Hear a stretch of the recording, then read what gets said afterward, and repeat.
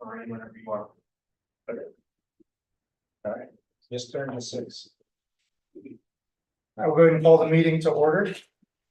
The roll call. Josh, Here. Nathan, Here. Melissa, here, Mindy, here, and Andrew is absent tonight. Okay, approval of the agenda. We have a motion.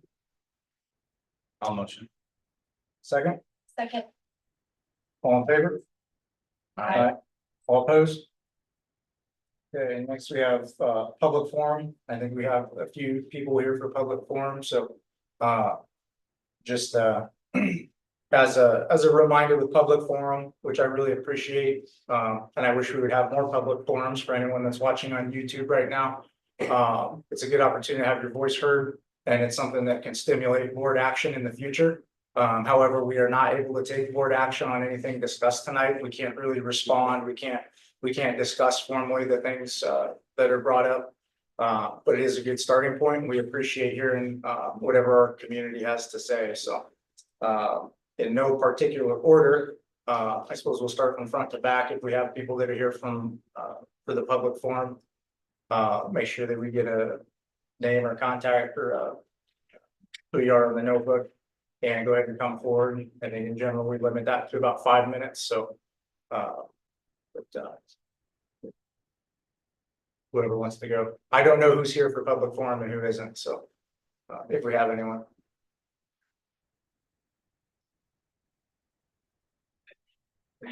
Qualifies public forum for graphic construction. You'll be a formal part of the under new business. Okay, we have potentially one, but I don't see anyone standing up, so. All right, we'll close the public forum. Moving on to oral reports, announcements, celebrations. Christine? Yes, just a couple things. I wanted to, I think perhaps I mentioned this before, but wanted to just mention, I wanted to thank Josh and his team. We had all staff trained on Stop the Bleed, which was a great training, happened right at the end of the school year. I think it really helped everyone get a sense of what needs to happen in an emergency, and it was really hands-on, and I got a lot of positive feedback. So thank you to Josh for leading that and his team. So that was great. Also wanted to mention, as a celebration just came out today, you'll see it more in upcoming, but each week Troy Banning, the director of community engagement, is putting out news in 90. And so he's going to try each week to put out information. It's kind of the idea of a newsletter, but in a much quicker formation, and maybe one that people will look forward to each week. So I'm really grateful to Troy for coming up with that idea and putting that together. And then we'll all be contributing to that. That goes out to the community, to staff, and just share things that are happening throughout Gilbert School. So those are a couple celebrations. We are headed into August here coming up, and we have staff hired, and everybody's on vacation and also doing planning, and so good things are happening, and we are in good shape as it relates to hiring staff and having positions filled.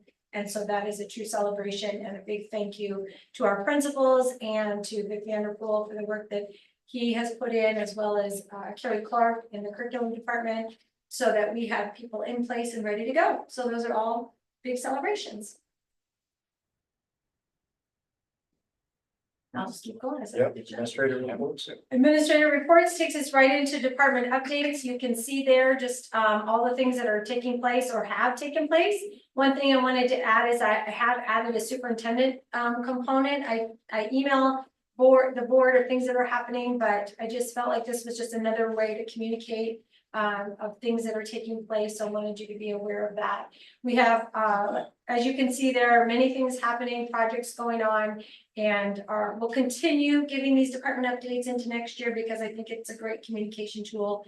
And we're also using this tool within our cabinet meetings as well, so everybody's aware of what's happening with each other. So that is department update. Any questions about the department updates of anything that came up there?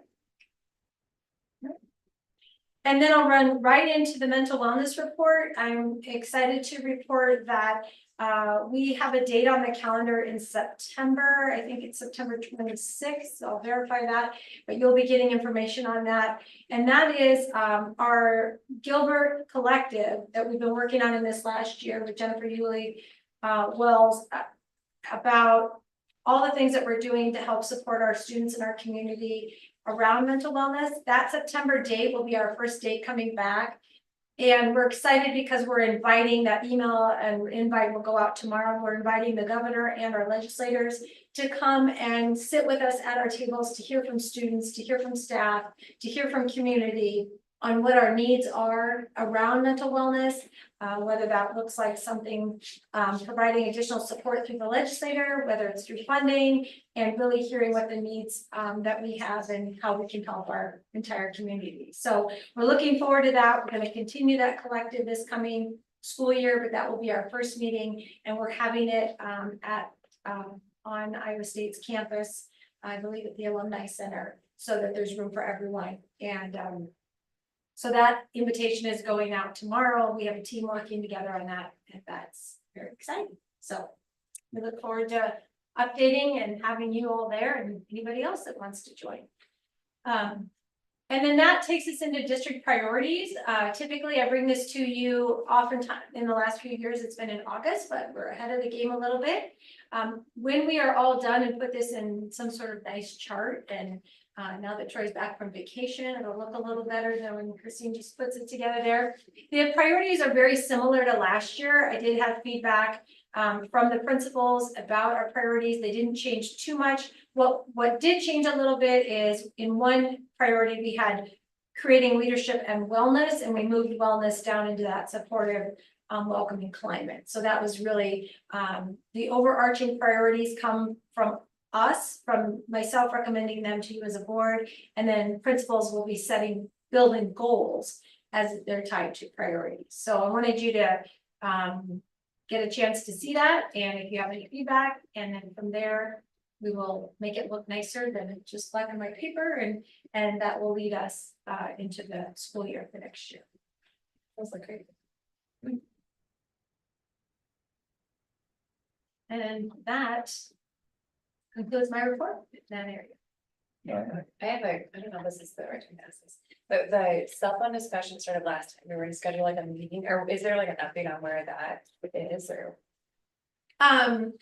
Really where we are, I believe that's a great question, is that, so there was that parent, I believe a parent meeting, that people got together. I've heard from many parents as it relates to the cell phone discussion, and I know at the last board meeting, we talked about a little bit about just where are we on that. So we're just, I want to say we're in a holding pattern, if you will, in the sense that we're still collecting information. I'm still, reading lots of things. I'm listening.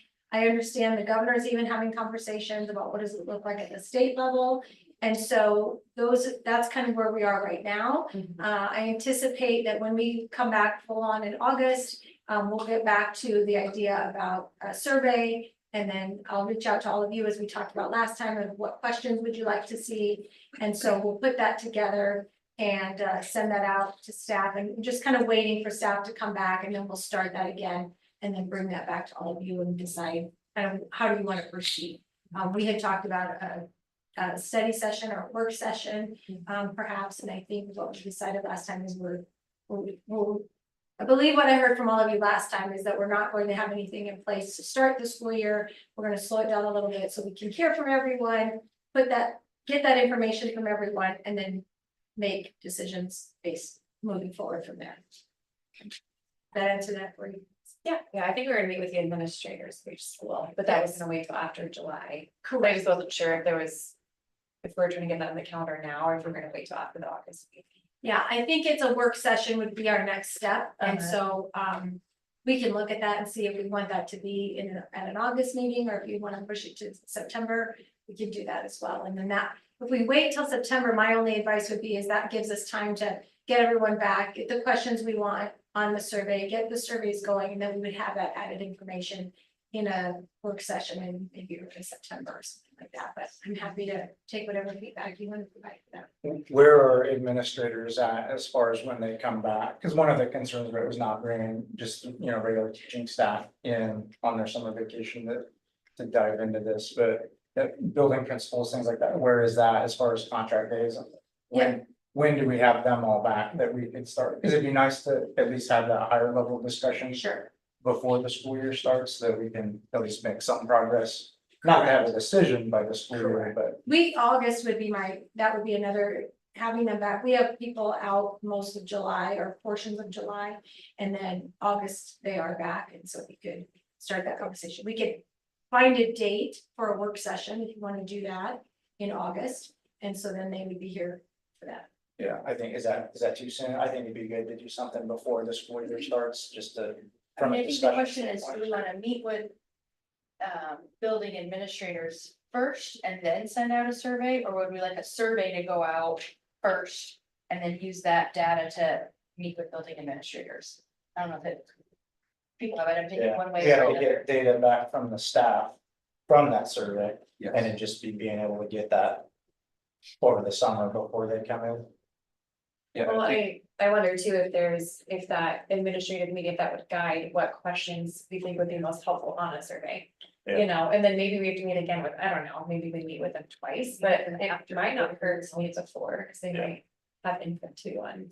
Yeah, I don't wanna disenfranchise or, the next level supervisory people that we expect to lead on their own. yeah, I think that we're gonna, I mean, there's already been some conversations with the administration, the principals on this, right? So. Correct. I mean, ultimately, yes, the administration's already within some, we want to hear from them, but I definitely want to hear from staff and make sure Yes. that they have a clear voice, so that can help inform what that is. And when you said workshop, is that? Are you referring internal? 'Cause we also talked about some community type outreach, some type of platform where we could then engage more to hear from all parties. So a work session is really, it's a board meeting where we have a pretty structured, it's structured but unstructured, tight loose, right, agenda. So it has an agenda. I would recommend that that's where we have the principals. We could then talk to them about, what are you hearing? What are you seeing? What happens at the middle school? What happens at the high school? What does it look like in intermediate? You could have each principal give a little, what are they hearing at their schools, at their sites? It's a pretty open forum as far as asking them questions, they can share information, so we're all talking. It's just really a work session. It is a public meeting. And then from there, we could then, you could decide to do another work session after that. We could say, let's form a committee out beyond that to say, could there be something that comes together? I mean, you wouldn't make necessarily recommendations from that committee, but it would give you information to then determine, what do you think our next steps are? And that's all can be discussed in a work session. It's somewhat, I mean, Good. it's a legal vessel for all five of us to be in the same room discussing school board topics. Yeah. Can't necessarily take action, but we can. I like that idea. That's great. Okay. That's spot on, so we get the right people at the table and interact. Yes, I believe public can attend, not Sure. necessarily gonna participate, but. correct. They can If attend. they can attend, they can listen, absolutely. And so what we'll do is look for a date, that we can do that early August. I remember one of the things Andrew had said is, I don't know how everybody feels, I think his comment was not necessarily having them lumped together, so it's not the board meeting and the work session, because that gets to be a lot. So maybe finding a way to have a different date than that, and It's a so longer one. I can send information out to you to see if we can come up with a date, make sure principals can be there, and have that set up and get that going, so. Yeah, Okay. let's do that. It'd be good to do that before. Yep, we will do that, and then we get like, I don't want this to die, so. no, Yeah. and what I would say is, and then also like, I can share what information I've been investigating, what I've heard from other districts, there's information I would share with you. Each principal can share, and then we can decide kind of, okay, where do we want to go from here? So, okay, I'll be sure to send that out and get that date for all of you. Moving on, we have board reports, policy committee update. We met in June, We reviewed the 100 series of policies at our June meeting, made a few minor changes to a couple of them. Otherwise just reviewed other ones and accepted them as is, and so they'll be here for first reading tonight. And there was the one that was still outstanding, it's still, if we ever run into any sort of question around legality. We get some direction from the IASB, but there's some things we still like to double check, so I wanna, Yeah, we have we're waiting for some one input on that. policy out to our legal team for input. Yep. Of the 100s.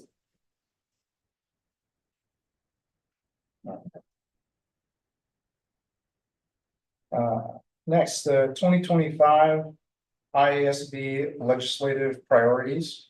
We need to pick 5, so that's a document that we have. There's a selection that we need to look through. Don't need to do it tonight, but I believe, yeah, by August 7th, let Gail know what we have. If you just email me your top 5 selections, I'll compile those, and bring them to the August meeting. And there's eight total choices, and we pick our top 5 of the 8. Yeah, so in the document, It's like the latter half of the document. yeah, there's also, you can, that's not it.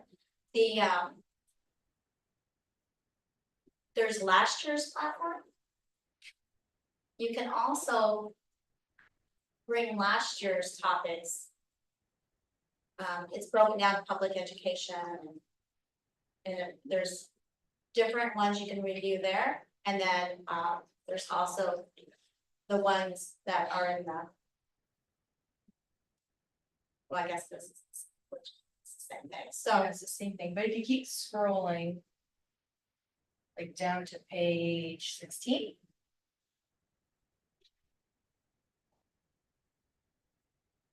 That's where the oh, topics these are the start. proposed ones from last year, yeah. So it's the same, I guess I double posted it, but you can, yes, these are the ones from last year, and then there's others that you can bring forth at that time too, if something is more important to you. Okay. And then I submit that after the August meeting. And then we have a delegate, and Andrew has been the delegate in the past.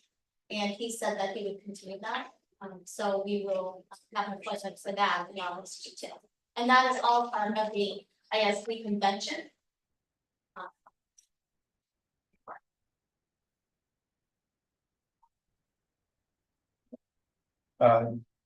We need to take. No voter action needed to appoint Andrew as a delegate. Now, we'll bring it all back in August. Okay. We have the top priorities of the board, and then we can appoint Andrew at that time. Unless somebody else wants to. Yeah. Trust Andrew. He's not here, he gets. He gets gets it. that's right, I'm sure he gets signed. All right. Moving on to facilities reports, facilities master planning update. We'll start with the middle school. The new front entry is going very well. We are on to interiors. It's been framed out. We are roughing in right now. As of right now, we're anticipating a second week of September furniture install. The previous completion date was mid of October. So we're a bit ahead of schedule right now, pushing as hard as we can to try to get that done before school starts. But we're still ahead of schedule, things are going very well. For the primary school, we did mobilize with earthworm team today. If you drive past there, you can easily see that work has occurred, so we are off and running. Trailer should move here over the next couple of days, and we'll just keep pressing on. I believe everything is complete now from the city's perspective. If you need some permits, all that good stuff. For sure, permits. And then just a quick update on high school, we're working through schematic design with CBA and their staff. So that's not the intent of this graphic, but just as group knows, we're working with them on the design of the classroom addition and then the gymnasium locker addition as well. And we're working with the facilities committee on that, kind of honing in on what the scope of that is, so more to show later. But tonight, what we have up here, and if you would be scrolling down, Gail. This is the location that we've been working with the facilities committee on for the new district office, and it's that called a tan box within the darker green area. So this is on the south side of the existing high school parking lot. And the reason that we've chosen this location is a few different reasons. One, we're gonna utilize existing infrastructure and access. The drive for the high school already exists. Two, the other locations we looked at were either not owned by the school district, so they didn't seem to be viable, or they were currently used for FFA, and we don't want to displace that group. And so this is what we looked at. One of the potential concerns of this was that it takes away some overflow parking for the high school. And so the reason we show the dark green area, that's actually what is currently not mowed, it's the tall fescue grass. So we will be building the building largely in that area, not taking away the overflow parking. And then the blue, what you can see, that's really just pulling a topography line, which means a line of same elevation around. And that is where it starts to become that base. So what I wanted to show here is that we're not pushing the building into a flood area. So we think it's a nice kind of middle ground between the two. We've already performed a survey in this area, so we know what utilities are there. At least what we can find there. There is an 8-inch sanitary that we've looked at with our civil engineer, and moving it would not be a substantial concern, and it's an existing clay tile, so it would be nice to upgrade it regardless. And the parking here, that's just a preliminary, so don't get caught up in that, but it may be more than it will actually be required, but we just need to be able to show some. Just a little, I know we've talked about this, but just a little concern over the soil type. I mean, have we done soil testing there? Absolutely. I'm concerned about having to scrape all that off and pack in a bunch of clay and the dirt work costs with that. Absolutely, and I was getting there too, Josh, so we've done a survey, but we have not done soil boring. Basically, with the approval tonight, I'd like to get soil boring going. Through their Terracon, or whoever else Terracon did the elementary, so it would be the same process, if they find something that we're really concerned about, then we might have to go back to the drawing board. But we don't want to have them get started too early until we kind of hone in on who we want to be, so that would be next step. And other locations, that I've been curious about this one as of very recently because of the development being done north of the high school. They've been doing some good work there. Looks like it's trigger ready for a bunch of buildings. I partially know that because I was looking at one of those plots, but they're nice and flat and ready for utilities and things like that. So I don't know if it's something that we want to consider more as we have our facilities meetings. But it's just, there was a thought that recently happened after looking at that land that's being developed right now. Because it looks like it's a lot of civil work has been done recently. And I know that the plan is for them to push that road out the rest of the way. It's kind of trigger ready for a building right now, so just something that. I know we've done a lot of work in pushing it down to this direction, but. Just something to think about or consider, especially now as you drive out there and it looks real nice. We'd have to buy it. Yeah, just a couple of things, just so everyone is aware, and some of us on the facilities, you know some of these pieces, but originally, some of the ideas that we have is north of the high school, across the street from City Hall, City Council there's a plot of land that we had talked about at one point. The concern that we have around that space, if you want to scroll down a little bit, yeah, I can kind of show you. Oh, the other way. There you go, right there, that green space at the very top. Is that as the high school, as the high school grows, that might be a space the high school may need to grow into. Right now, we don't have a plan for that, but that was the conversation around why that space, that green space right there, may not be the best option. We talked about that. We also talked about, I don't think this slide goes this far, but that beautiful dirt that they have, worked on over there, we talked about that space, but we didn't own that. And so that there was a cost there.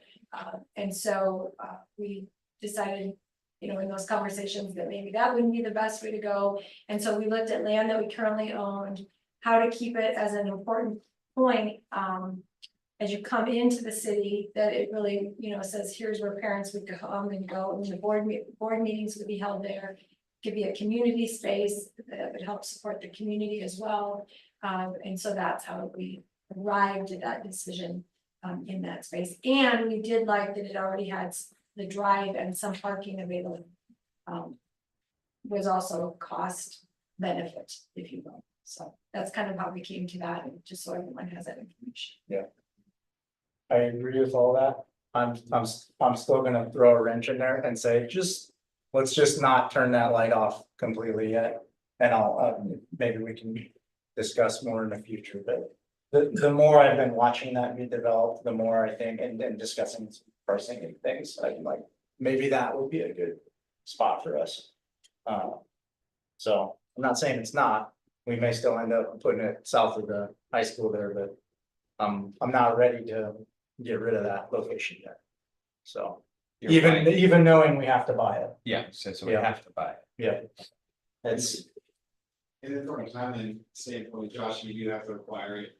You are planning to release documents in the fall ahead of spring construction, so that might have to be shifted, but I wonder if regardless of us being finalized on spot right now, we should just go ahead and get soil borings, at least get some proposals. get soil one, yeah, I think that's. Yeah. Keep that moving. so- Yeah, I'm just gonna make it more difficult for you. No, that's okay. That's what I do. We'll have to talk about that. That, I know what that means, I'm sorry. Yeah. Sure. So do you need a motion for that?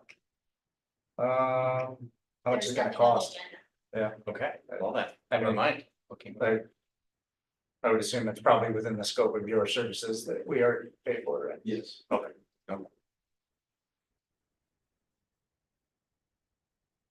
Can I go back to just to clarify what you're saying, Josh, because I just wanna make sure we're hearing what you're saying. I know we're still keeping the light on that, so I like that phrase. I think that's a good Yeah. phrase.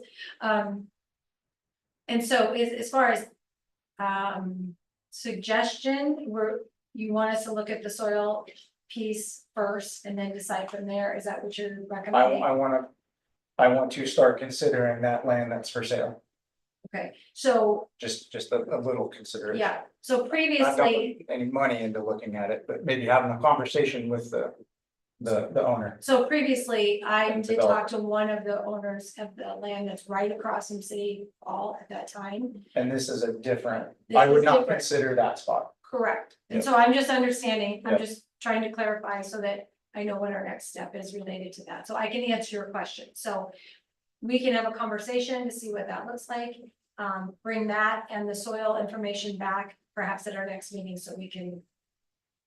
Turn the light on or off or Yeah. flicker it or whatever we're doing. Yes. No, just me and my wrenches. that's No, all. it's good, that's good. I think those are the kinds of questions that help us, we're going toward a decision, but we haven't made it completely, and we want to make sure we have all that information, so we'll get those pieces done and have those answers for Okay. for the whole board. Thank you. Any other discussion on the facilities, master planning? Update, all right. Moving on to old business.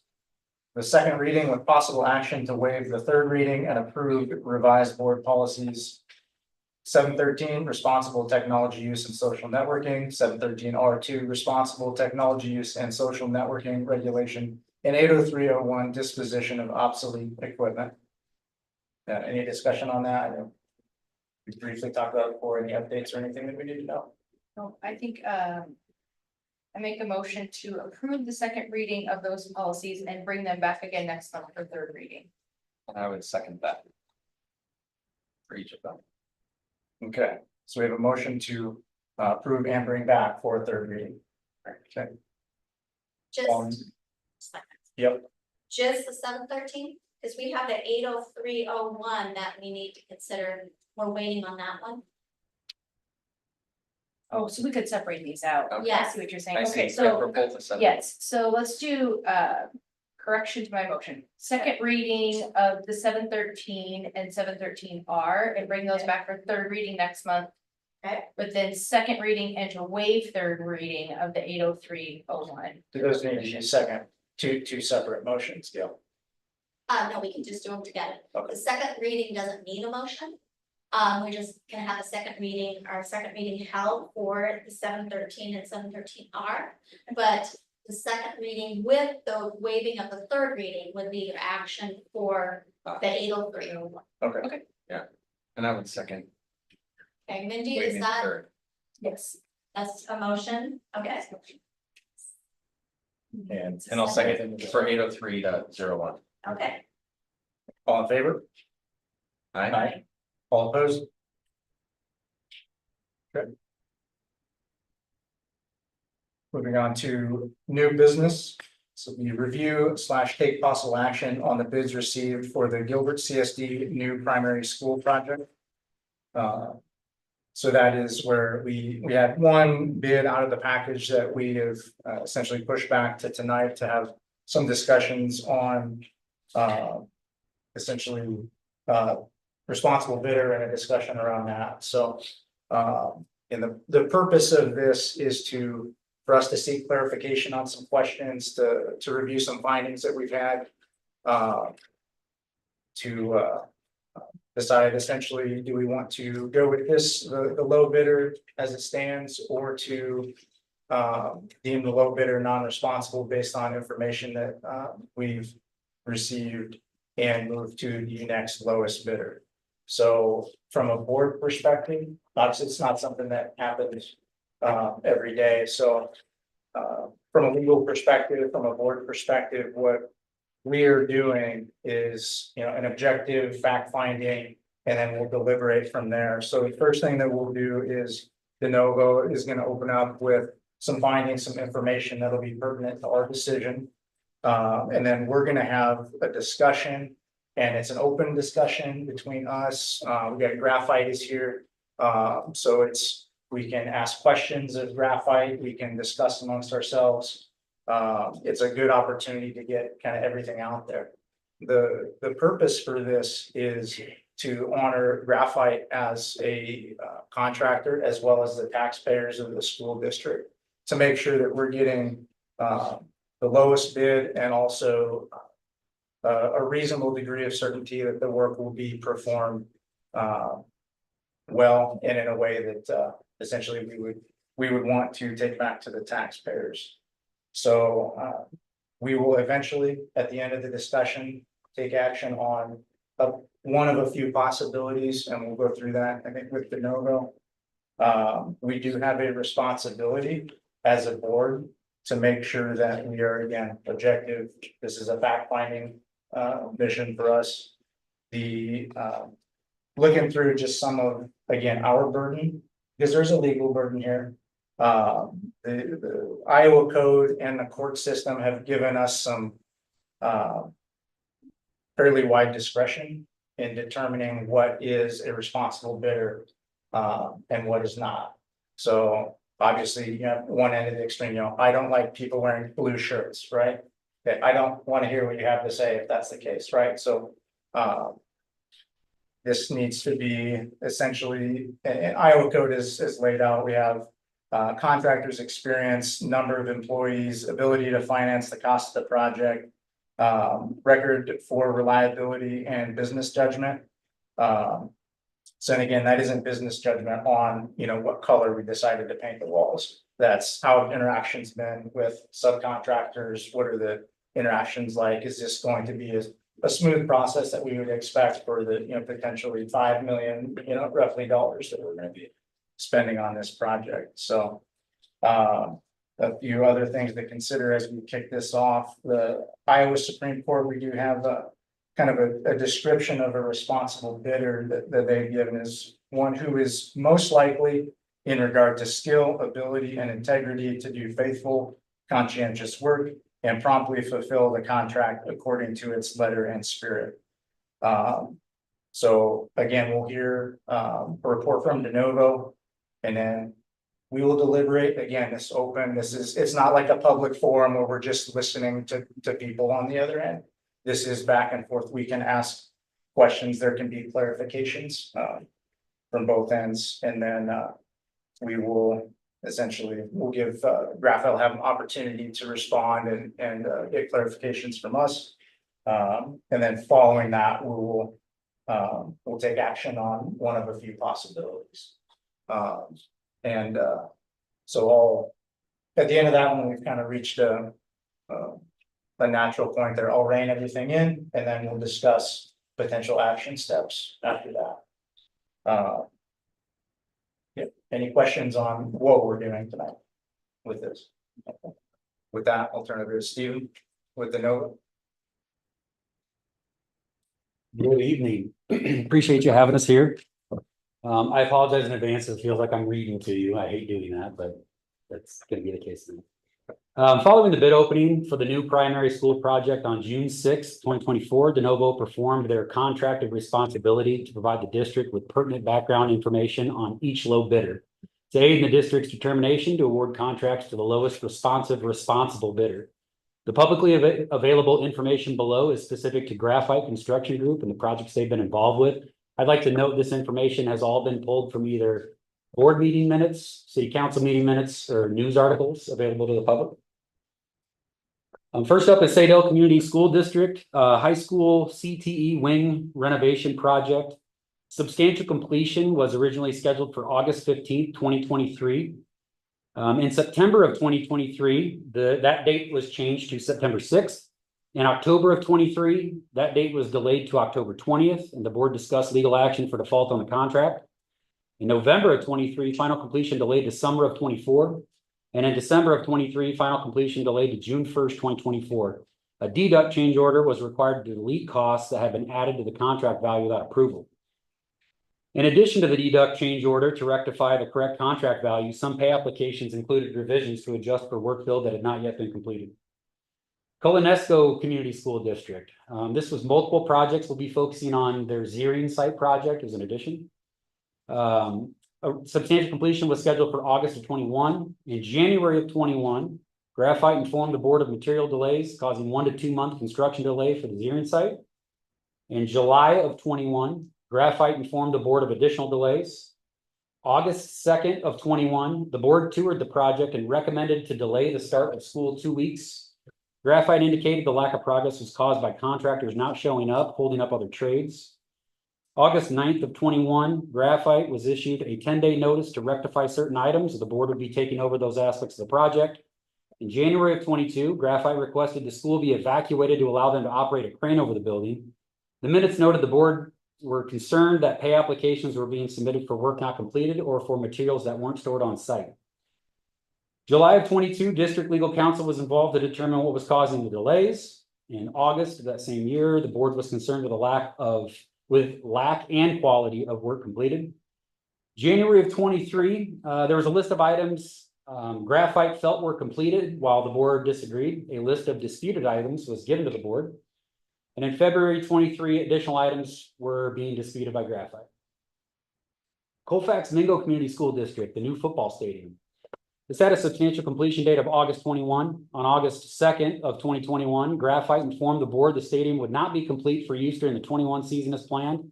The delay also made the existing field unusable. Graphite offered the district $10,000 for loss of revenue. The district was advised that litigation would delay both phases of their project. August 5th, 3 days later in 2021, Graphite requested to move the completion date for all phases to October of 22. The district's attorney recommended approving the terms as litigation alternatives would incur additional costs and delays. The board discussed frustration with Graphite for delays, loss of district revenue, promises not upheld, and a lack of trust with the contractor as a result. August 16, 2021, district superintendent ordered Graphite to meet with subcontractors and architect to resolve the issues with progress. On December 6th of 21, the board was informed the track would not be available for the 21-22 track season as expected. City of Oskaloosa, a recreational facility project. This had a substantial completion of September of 21. On August 18th, 2021, SDPA, an architect on the project, provided a field report indicating potential issues with the footings, concrete footings associated with a competition pool. On September 10th of 21, city sent a letter to Graphite indicating the work was non-conforming and Graphite was in default. September 27th of 21, Graphite sent the city a letter requesting additional information regarding the non-conforming work and what the city was requiring as a solution.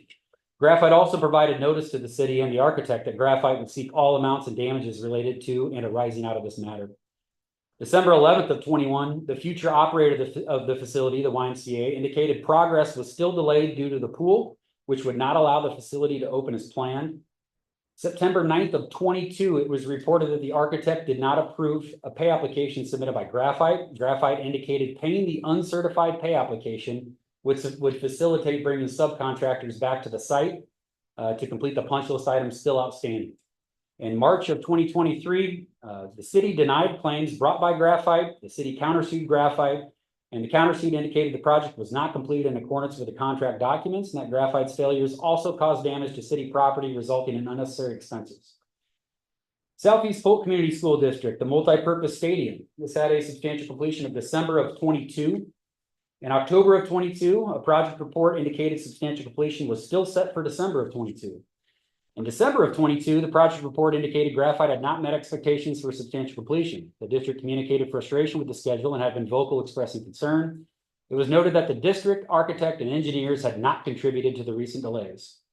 February of 23 was noted that the project would be delayed until spring of 23. Graphite indicated the delays were caused by soil condition report discrepancies and discrepancies in the extent of the athletic turf. In April of 23, the stadium would be available at the end of May, it was noted. In September of 23, the project report indicated the punch list had been established and the goal was to close the project out by the end of September. In February of 2024, the district received partial as-built drawings and warranties as part of the closeout process. The district was still holding $1 million in retainage, and the architect would review the completed punch list items prior to releasing that retainage. In June of 2024, the district received a list of remaining punch list items not yet complete. $1 million in retainage was still being withheld. City of Urbandale Fire Station. Roshan, now Graphite, was awarded the low bid. Masonry concerns were noted on multiple defective work logs. The issues noted were still open as of substantial completion, and Graphite elected to reject the items as being non-conforming. The city performed destructive testing to determine the extent of the defective work. At each test location, non-conforming work was confirmed within the wall cavity. The city was forced to publicly bid the correction of the non-conforming work. Graphite bid on the defective work they had rejected during the original build. They were also the apparent low bidder. The city rejected Graphite and awarded the bid to Mid-Continental Restoration. Clark County Development Corporation Orbit Education and Training Facility. Full disclosure, De Novo is involved as the CMA on that project as well. At the time of the bid, Graphite listed the subcontractors for steel erection and metal fabrication as to be determined as part of the documents we request for background information. The execution of the subcontract between Graphite and the pre-engineered metal building supplier was delayed. Shop drawings were then delayed a month past the date Graphite had originally provided for the submittal required for order. Graphite was delayed in identifying a subcontractor that would supply the footing forms to the projects. The footings were 2 weeks late. Graphite subcontracted with an out-of-state building erector who never showed up to the site. Graphite now plans to self-perform erection. Completion date as of June of 24 moved to December of 24. The school required a drop-dead completion date of November 24 in order to prepare to operate in the new building ahead of the start of the second semester in January. Material and labor for concrete footings were billed for prior to any footing excavation. 75% of black dirt and hydro seed were billed for prior to 40% of the site even being graded. 100% of the bathroom accessory materials were billed for, but not as stored materials. Only one hand dryer was on site. This was prior to any footings. Subcontractor lien waivers were requested and have not been provided for 4 weeks following payment. Graphite has submitted approximately $150,000 in change order requests. Approximately 6,000 have been approved. The remainder have been rejected. Some information on some subcontractor coordination. Metro Concrete. Metro was engaged on 4 projects as a subcontractor to Roshan, now Graphite. Roshan issued a notice to cure to Metro in November of 22 claiming issues with the projects. Metro responded in November of 22 with a list of inaccuracies included in Roshan's initial notice. Roshan removed Metro from the project while Metro claimed over $730,000 was still owed to them by Roshan, which was a factor in Metro filing for bankruptcy. Roshan changed names to Graphite in October of 22. For Central Iowa Ready Mix was subcontracted by Graphite in March of 21 to provide materials and labor as part of work to be performed on the Metro Waste Authority Material Recovery Facility in Grimes. Central Iowa Ready Mix claimed they had an outstanding balance of $495,000 when a lawsuit was filed in October of 21. Blackford Foundations was subcontracted by Graphite on 5 projects. In the end, a lawsuit was filed by Blackford claiming that Graphite failed to pay Blackford Foundation's $411,000 for their performance on the projects in total. Blackford also claimed that Graphite's inability to manage the construction schedules associated with the various projects also caused Blackford to be unable to bid on other projects, resulting in a loss of profit. In regards to self-performed work, Graphite has indicated that steel erection, framing and drywall, rough carpentry, and finished carpentry will all be self-performed. The organizational chart provided by Graphite included resources grouped under superintendent, foreman, and workers. These resources were all listed as various.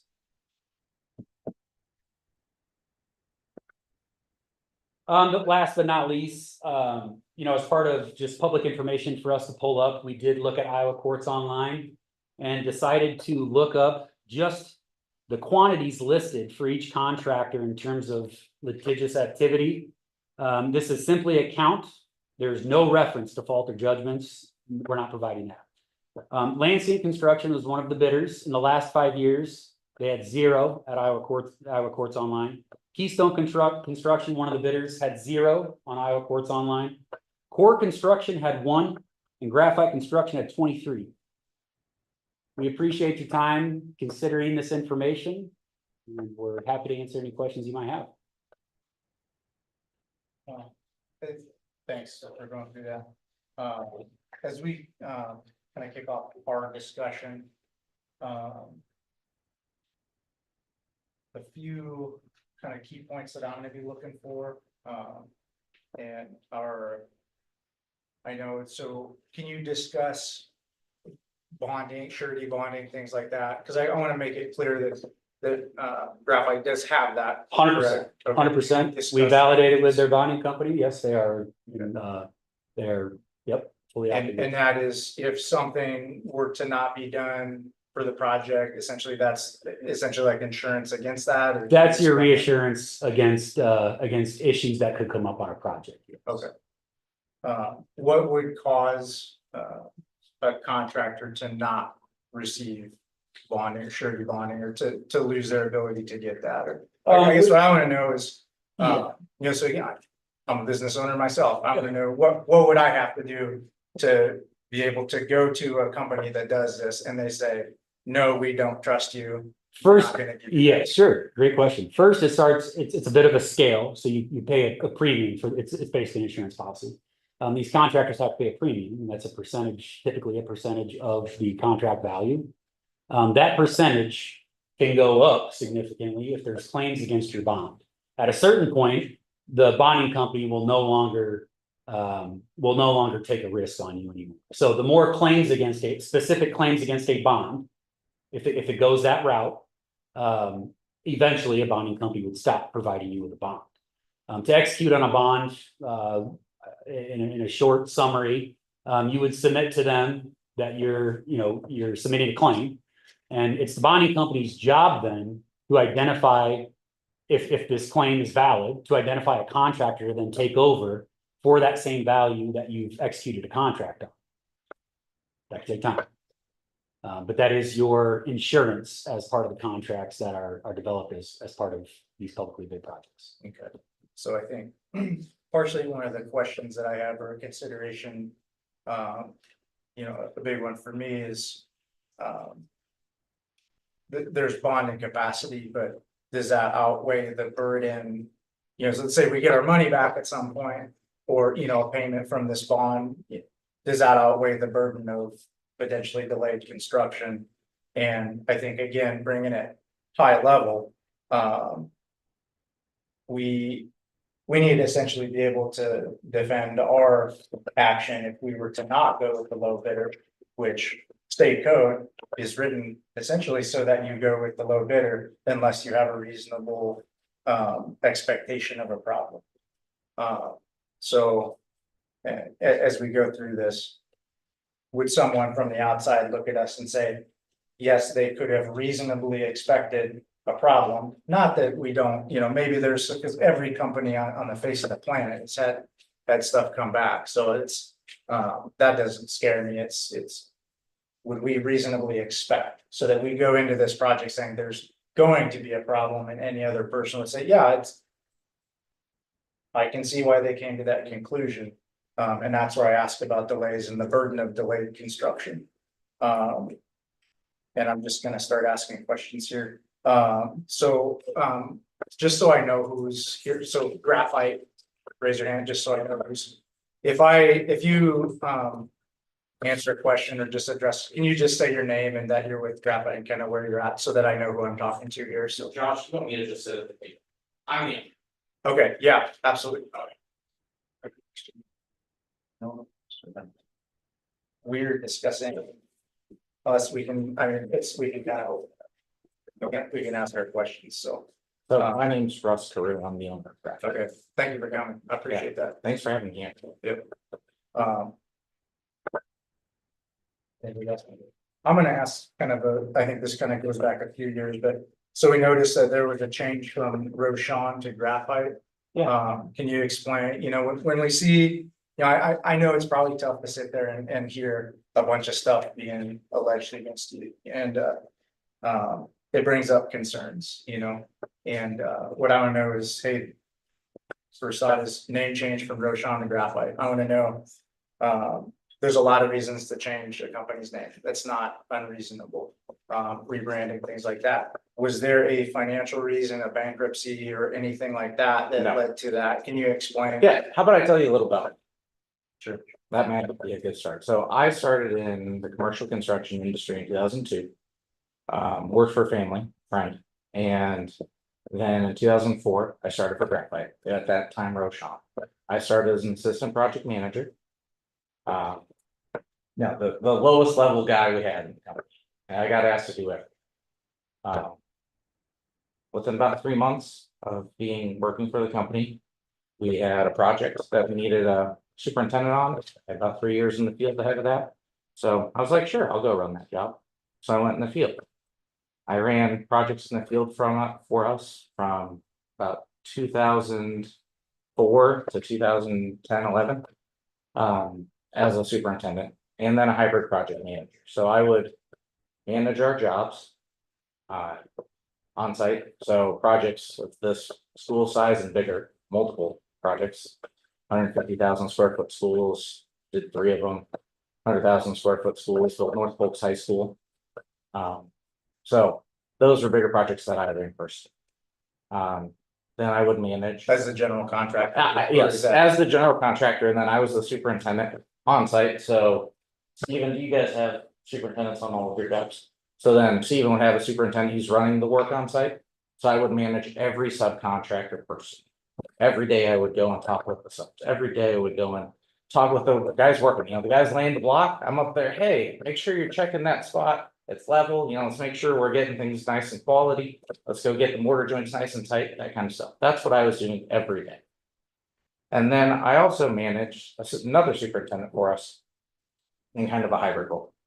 In 2012, I moved into our office full time as a project manager, and then started running 4 to 6 projects at a time. I would hire and fire our superintendents. I would hire and fire all of our people in the company, basically. We started self-performing earthwork in 2015. We brought on about 20 guys and started doing that for a few years. In 2017, the vice president of the company said, hey, I want to retire. We have a great idea. You want to sail around the world. And I think it's a joke because he literally did sail around the world.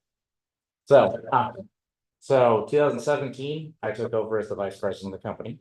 In 2018, the owner of the company said, hey, I'd like to go and sell. I said, okay, how much? And we worked through a deal. Pretty scary time. If you ever bought a business or own a business, it's very scary that first couple months when you're like, oh man, this is all on me. So I went and bought the company in 2008. And then we were in pretty good economic times. We kind of reduced and changed our model a little bit. We got rid of most of our earthwork equipment and went down to a few guys, but maintained doing that. And then Did you see any reduction in staff or? yeah, Self-performance, so we had that in. So you're self-performing earthwork at that point? Yeah. Were there other areas that you were? Yeah, we've always self-performed some carpentry work, some framing and drywall, and that kind of work, we've always done that. That's kind of most general contractors that are of a decent size usually self-perform at least rough and finish carpentry. And then sometimes you'll have to do small drywall jobs. That happens most of the time. So then 2018 kind of rolls forward. Economy was looking really good at that point, so we went and we're bidding some more work, and we landed a fair amount of work. In 2019, same concept. And so in 2020, I was like, we're doing multiples of what we had done previously. We've grown the business a fair amount, and I felt like I wanted it to be my company, not my predecessor's company, so I changed the name of that. We were building a new office. And we were it was a different setup, we went from about 20 people to about 45 at that point. And now we're up to 55 to 60, depending seasonally on what's going on. Let alone then subs on top of that. So the reason the name changed was really because I wanted it to be my company. And I didn't want it to be someone else's last name on it. I didn't want it my name, because in theory, I want to go and give it to my kids. I don't want them to just have our name on it and, down the line. So that's why I picked that. And that's why we changed it. Yeah, that was the first question I had. We'll stop hogging the recording. Well, I haven't, so, I mean, I'm not immersed in this world. But there's a lot of delays here. I'm curious, is there so what percentage of the work that you've done has significant delays? And then I would love to hear from Stephen if it's an average or what, just to kind of help in a bigger picture. So construction work, it depends on the projects, on what delays can be. A lot of delays are, if you wanted me to kind of go through the laundry list of stuff that Stephen was talking about, I can. But let's take the Southeast Field project, the multi-purpose stadium. So that project had about $2 million in just moving dirt, not like your guys' project for the elementary is 1.7, I think, or 1.9, was that where? Yeah, 1.9. So that included utilities. The grading just for that project was $2 million flat. So literally a company taking those big scrapers, you've seen those with the big tracks, 7 or 8 of those, and moving dirt for 4 months. Just to rough grade the site. And then once we got the site rough graded, the first scoop of dirt we took out of where the building area goes, so where the locker rooms are, so a 3-story kind of building or 2.5-story building, and then where some retaining walls went, all of the dirt under there was completely bad. It could not be used. So basically, we get rough graded, first scoop of dirt for where the building goes, which is 60,000 square foot building. Not a small block. I mean, it's most of the size of the elementary. First scoop of dirt for the buildings. Had to take out 6 feet under the whole thing. And it's built into a hillside. So it's already 20 feet underground, basically. It took 3.5 months to get that done. And that was going into September when we started that. We got that work done around December. And then we could start concrete. I don't know if you guys probably don't do concrete, but if you do concrete in winter, you don't do concrete in winter. It does not work. It's slow. It's a lot of extra work. It's very tedious. You have to put big tents up, or you have to put a bunch of additives in it. Guys are all bundled up trying to tie wires together with gloves on. It doesn't work. That one portion of the project delayed the entire job almost 8 months. We informed the owner of that.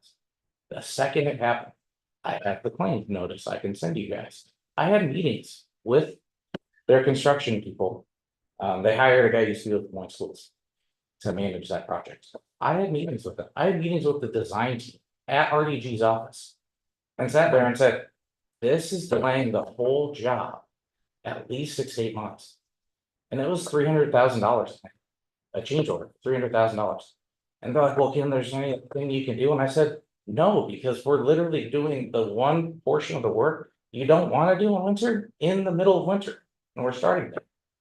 So The This was on the earthwork, right? You're saying that? yeah, for the cellar, yes. And were you self-performing that? We were not. No, we did not on that project. No, that was way too much for me. Just $2 million in grading is like each scrapers run for 4 months. It's crazy. So, but that comment was not accurate. That you just read. Not to mention throughout the course of the project, changes happen, things get missed in design. There's unforeseen conditions like I just explained. You know, on that project specifically, they forgot to design emergency lights. So when at night you're leaving the stadium, there were literally no lights for people to get out of the building, get out of the stadium. There were none, just the field lights. That was something that took 3 months to get figured out of what to get designed, to get it approved by the city, then another $60,000 or $80,000 change order for that.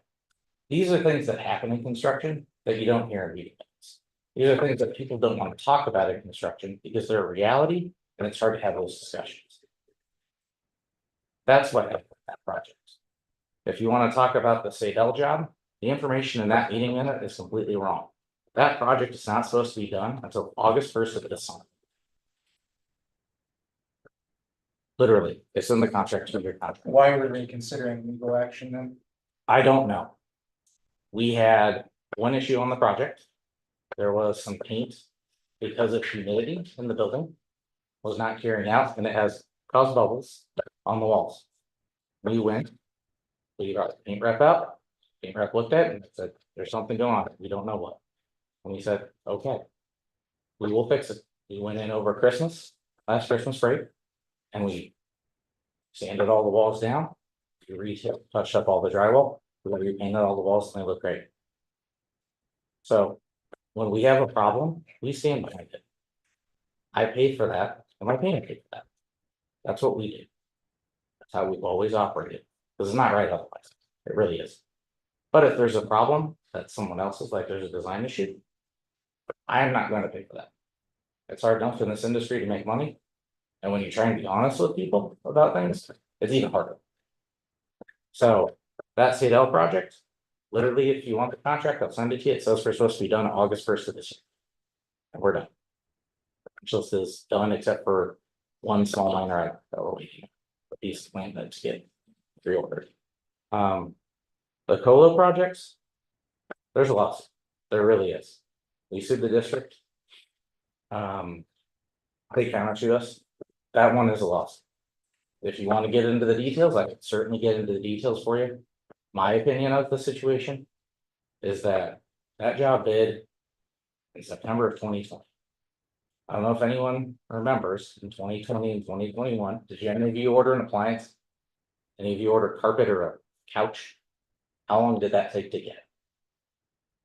Months and months and months usually. In construction, that's what happened too. We had bar joists that were delayed 6 months. We found out about it, we notified the architect, and they're like, what, that shouldn't have happened, well, it did. The architect improperly designed, there's 2 projects, the Zeering project and the high school. The high school had a complete HVAC retrofit, so it had to be done in one summer. It also got a brand new roof on half of it. Roof was a metal roof, so CNC metal roof. They designed it as an architectural thing. We did the demo to take the old panels off, there's some HVAC that had to go in underneath, started doing that. Fabricator or the installer came out there, measured everything up, looked at the submittals and he's like, wait a sec, these are not the right type of panel, they're not gonna work. The panels need to be a structural panel because there's just framing under there, there wasn't actually a structure that it could sit on. Does that make sense at all? So he had to change the order, stop the order. The panels came in. Took 5 months to get the panels. So we didn't get them till November. We go in there, he starts trying to actually put them together. All of the framing they're sitting on was defective. And the engineer or the architect never hired an engineer to go look under there. And they paid us $160,000 to go in and physically reframe the entire structure. In the middle of winter, the comment about the meeting minutes for the crane was because we were lifting 70-foot long metal panels over a school in January. And you can't, that I assume you guys know, it is windy as heck up here sometimes. And in the middle of January, when you're trying to swing a 70-foot panel over a school and lay it down. It has to be calm conditions, it cannot be icy, it cannot be windy. Because that roof structure, they said the roof structure that was there wasn't safe enough to set them on, it had to go on the existing like flat roof they had below their little stuff. So we had to go and wait until we could do that and then do that. It took almost we started that in November, so then. We finished it in June, so I guess 7 months. I took us 7 months to finish the roof because you literally could do one panel at a time. When you're reframing all this. So on Colo. That's a big part of the issue. The other issue is the school district did not buy builder's risk insurance. The architect in the contract said that they would buy builder's risk insurance. They didn't. Because of this roof delay, we put temporary roofing. The temporary roofing is only meant for like a month, not 5 months. And they didn't want to pay us to go in and keep putting it on, and there was a roof leak in the building. The roof leak cost about $300,000 to fix. I went to fix it. On my dime. I want to get paid for that. I don't think it's unreasonable. To get paid when they have to have builder's risk. So the Colo Zeering project there. Major design problems, delays because of COVID. And they didn't buy the proper insurance. So yes, we sued them because I would like to get my retainage from them. And I would like to get paid for the insurance thing because they didn't buy the proper insurance. The Colfax project, that one's a doozy. That project is 2 phases. A stadium built on a 60-foot hill, sheer hill, that we had to go put a retaining wall in. And it was a cap in place retaining wall and then a stack block retaining wall, and then an addition to the school. School addition, I think, was 45,000 square feet. We started the job. The architect did not even turn the plans in to the plan reviewer, so the city. It's kind of like Steven was talking about how the permits were done. They never did that. We went to call them when we were ready to start. They gave us a contract, we were ready to start. We said, hey, we need to get the building permit. Oh, we haven't even reviewed the plans yet. Okay, we'll send them to you, no problem, here you go. That'll be about a month and a half. So to begin, the project just started a month and a half late. The other component there, that this hill that they built into had 7 natural springs coming out of it. So if you can take a garden hose and you literally open 7 garden hoses up coming out of the hill, that's what was flowing out of the hill. The school district had their architect go and design a drainage system. Took about 4 months for them to design a drainage system. We installed it, still wasn't adequate. They go in and redesigned it again. We go in and reinstalled it. We lost an entire year because of this hillside. And there are change orders and documents that show it. I tried to be fair with the district. I just wanted to get the project done. And was like, hey, can we go and start the building at the same time we're finishing the field the following year? And I'm like, that'll allow us to at least try and not be losing people at that point. Costs were accelerating through the roof. I mean, our wood prices on that job went from like $30,000 in wood materials to $160,000. It was crazy. So I was like, hey, listen, I want to stop the bleeding. Can we try and come to a resolution so we could start the building instead of wait until the football field was done and then start? They said, sure, here you go. We wrote them a check. It actually saved some money for both parties. I felt like, based on what the school district superintendent had told me, it wasn't a big deal. So the meeting minutes is much different than I've heard from the superintendent, and I talked with him quite a bit. I mean, I'm a huge sports talk radio fan, like KXNO. I sometimes go on there at the show with them. Superintendents come on there and talk with me about sports. So there's not like a reviled, terrible relationship there if you're going on sports talk radio and talking sports with someone like that. So Colfax, there aren't any issues with that. Can I ask, Yeah. I want to have Steven kind of weigh in a little bit on just some things. So it sounds to me, I'm kind of sensing a theme of as we're going through building, doing the general contractor stuff, right? It could be a variety of things and it's all impacted by different things. it seems to me like there's a theme of issues with either design or civil or things that it sounds to me like should have been recognized ahead of time and included into essentially the planning for a general contractor to go in and efficiently do this work. I'd like Stephen to either affirm or deny, kind of my thoughts on it. Because I'm not a general contractor, but where does the responsibility lie? Because, obviously we've hired a firm above and beyond everyone to manage some of those things and make sure that all of the contractors and subcontractors have the resources they need on all ends to make sure that stuff like this doesn't happen. It seems like there's a higher frequency with these things happening than other building projects that we've done that are out there. Stephen, could you speak to that and just what is reasonable for us to expect a general contractor to identify these things before they become lost time issues? So there will never be a project where there's not something missing that's on it. Yep, and I No expect project that. that's not gonna be a problem. There's no project that's for some scope is not gonna be delayed now. The goal is that doesn't impact your overall completion date. So I can affirm that every project will have some type of design flaw that we've uncovered throughout the course of the project. It could be unforeseen conditions, because the engineers and architects are going to remove every single ceiling tile in the plan. It could be just something was missed during conflict review between the engineers and the architect. Could be a number of things. Your goal is to minimize the impact of the project, find a way around working with your design team and your contractors, and then making sure the impact to your owner is as minimal as possible. This is more subjective because I can only speak to my projects. I haven't been on a lot of other projects with other firms. I don't need both, but our current portfolio of school districts has us under budget on every single active project and ahead of schedule. It's just a fact. I mean, I can lay them out for you, provide any meeting minutes from board updates or reports. Perfect example is across the street of the middle school. That project is right on budget, not a single change order, and we're ahead of schedule. Harlan, we're doing a project very similar to primary build. That project is under budget. In terms of the contract value, we're below the contract value. It's ahead of schedule.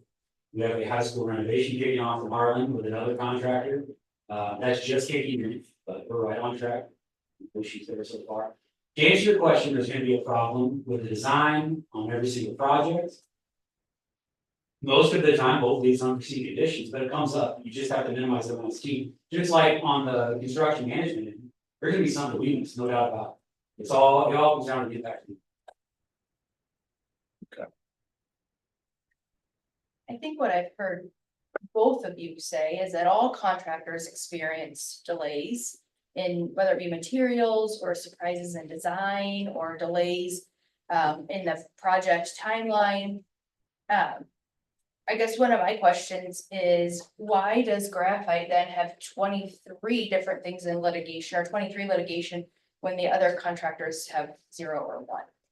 Like, you're the only one that has it rise to the level of litigation, or why is that?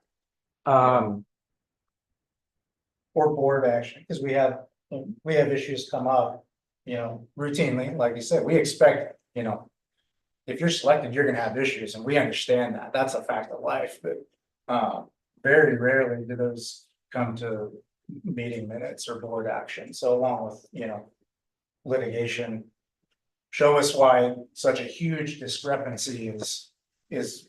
Well, I think a third of those are Metro Concrete. It was a concrete contractor we used on various projects, I think 7 or 8, and they went bankrupt. So if they go bankrupt, the bankruptcy attorney is gonna file a claim. They're all bonded. So they're gonna file a claim and then they're gonna file a lawsuit. They're gonna attempt to try and get as much money out of us as they can, even though we paid the contract. So, me, that's a third of them right there. Now in Iowa, if a subcontractor files a claim, and there are various reasons why a subcontractor files a claim. It can be. You know, if they feel like they're not paid for something, or if we have to go and fix some of their work. And they don't like that, or they just want to ensure that they get paid their retainage. They can file a claim, and so in Iowa, that's the way that works. Now, when you file a claim. That process then is there's kind of like three processes you can do. One. Subcontractor can go and release it, I guess four, they can release it eventually. Two, the general contractor, when they're trying to get their retainage. Can pay the subcontractor ahead of time. To then get that money for retainage. Three. You can agree generally with the public owner about a joint check. Where, hey, let's say Gilbert School is gonna pay me. And a joint check between the sub and I. And then their claim goes away. Or the last option, if you have a disagreement with that sub, is that you have to tell them to file suit. And then the contractor, the prime contractor can bond that off. The reason this matters is because when there's a claim. The public owner has to hold 200% of the value of the claim. So in effect, you're holding that money times two, which sometimes when you have. You know, a retainage on a project and someone files a claim, it could hold 3 or 4 other people's retainage. And if I'm going and prepaying people, that's not a good business decision to go prepay subs, especially if you have a disagreement with them. Which happens, you know, some people think subs that think that they do amazing work or that there isn't a problem, and sometimes you gotta fix their problems. You know, with other trades coming in, we have to self-perform their work, that happens. I mean, that's just life, it happens on every job. With construction managers, general contractors, subs get back charged for stuff, they're not bad. Or, let's say a project's going on long, like some of these went on longer. So the subs who got started early. Are like, hey, I've been done for a long time, I wanna get paid my retainage, so they'll follow it. That's what happens. So.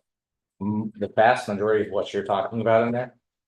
Are because of the way that the Iowa law works. I don't want to go and pay these subs out ahead of time. Out of the money that I need to pay my sub or my people, my employees, the subs that are doing work for us.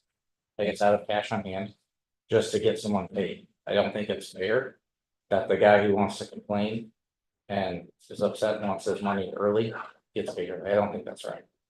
I think if they're done. And we're ready, then either let's send an agreement on like a joint check as long as there's no pending issues. Or then if there are issues, then we say, hey, we're gonna bond off that claim.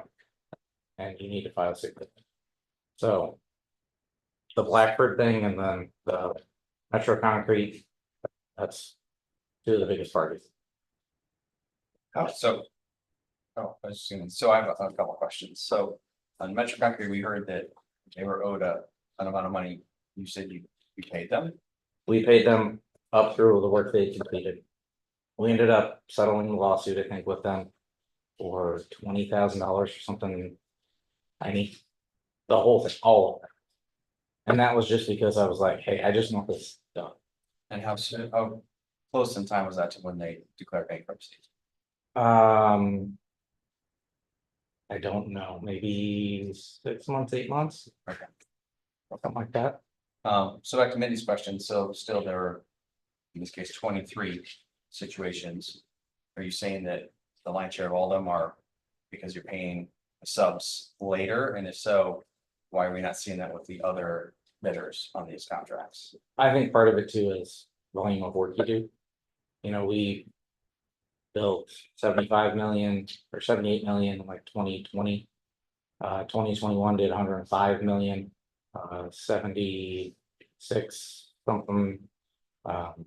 In 22, 70 and 23. When you do a volume of work, you're gonna have problems. It's intrinsic to what you do. Let's say you do. Everyone, what do you guys think? A top notch, you're good at your job. How many of your jobs do you do? You know, if you're good at your job, you do 95% of things right. Would that be considered a good quality, you know, employee or good quality what you do? So if you do 95% of your jobs perfectly, there's no issues. Okay, now if you do 40 jobs. You know, that's 2 jobs a year. That if you did 95. So with the volume we do, it unfortunately is part of what happens. When you do so much volume, you then naturally are gonna have problems occur, especially, and I cannot reiterate this enough. Since COVID happened, the majority of these problems were 2020, 21, 21, and part of 2022. I mean, that's the majority of them. If you have, everyone had problems. There was, and I could probably pull apart articles that I had. I mean, there was 40% of subcontractors in the Midwest did not make money for 2 years. From 2021, 2022. They didn't make money. 40% of subs don't make money. That means probably 35% of them are losing money and they're not going to be in business. Well, when you're dealing with that, that becomes a problem as a GC. Because then you're having to absorb that. You're trying to work through those problems. They're maybe not able to do things, which is a big part of the reason we self-perform so much more work now. Is we changed our model when we had these issues going on. We changed our model to better work through the environment we're in. When you're controlling the workers, then you're picking what jobs matter. They're not going to some other job for some other GC. They're staying on our jobs, working for us. We're best outfitting our projects. That's why we self-perform so much. Do you have enough staff to self-perform all of these jobs that you're taking on? We You do. do so many more than everybody else. You have enough We people do. to do that So, self-performance? Yeah, so Like specifics too, because I think I think that was a requirement in the bid document too. Is laying out staff and what's getting subcontracted and what's not. So I'll say I like hearing that, hey, we've adapted and changed our model to make sure we match that. At the same time, contractors' ability to finance the cost of the project is right there in state code is a reason that we would potentially affirm or deny a contractor. Because we understand that problems come up, but I mean, if someone's living paycheck to paycheck, I don't expect them to take on a $5 million contract. So, yeah. Repeat your question, then I want specifics. Sure. My question was, do you have enough staff to self-perform the work for us?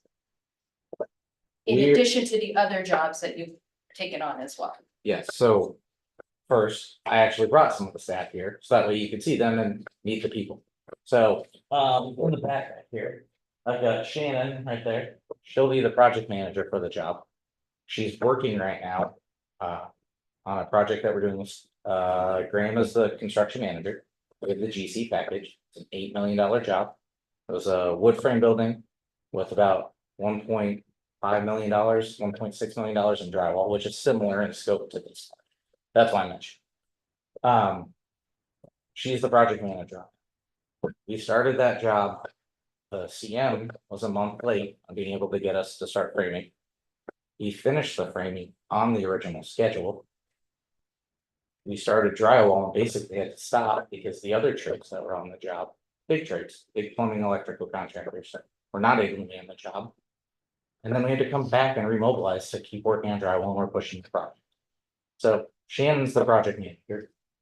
Alex is back there. He's our superintendent. So that project's supposed to be finished in December. This project for the GC portion of the package really isn't going to start until the seal erection happens, which is not until precast shows up, which is January, right?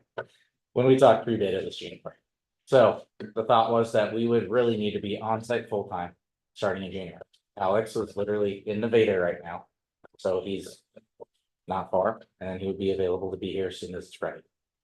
Will, who's the bigger guy right there, Will manages all of our crews, so he is the project manager for all of our crews. So we have concrete, grading, metal framing, drywall, and then we have carpenter crews. Matt, who's kind of over there. Matt is the foreman for all of our rough and finished carpentry. So the project for our portion of this project, the $5 million, there's, like I said, about $1.5 million in framing and drywall. We will work with that ourselves. We buy all the material, and then some of our guys will install it. Sometimes we'll use some subs to help us out as needed in the schedule. All the rough and finished carpentry. So All of that will be Matt's crew. I've got Seamus is the guy in crutches back there. Seamus has been with the company longer than I have. And if you wanted to talk about responsible, minus the skydiving accident, which is crutches. He's about the most responsible guy you could talk with. Seamus has been doing this for a long time. And I guarantee if you let him talk about projects and what happens on projects, you're gonna get a wealth of information that is way beyond what most people have. So those are our team members. That's who works on the back end for us. And then who would be there on site. So I mean, we're talking, list the big things that we're expecting you to do, are framing, drywall. I mean. It's still a small group, so it's a big piece of that, frame and drywall. Interior framing, Yes. okay, interior framing, drywall, how many framers do you have on staff? We And I don't mean have, subs, I mean, guys that swing hammers. so we have the 6 guys that work in our carpentry side. And then we sub out the framing for the lever to 2 or 3 different subcontractors. Can you refer for the what? To the labor only, so we'll buy the materials. We'll handle all the procurement, we help them lay everything out, and then they bring the guys in and go. So when you say Nail down the the track trims. the 6 carpenters you have, those are hammer slingers or those are supervisors? Hammer slingers. Okay, how about like drywall? And then the drywallers- Cross reference, how many we think? No, for that? And so the drywallers, then the subcontractor, we will go and install the drywall, so we always buy everything, and then the subcontractor will install it. Okay. So we pay them on hourly basis to come in, and they normally have between 10 and 30 guys. Alex, how many guys have we had over at Surrey County?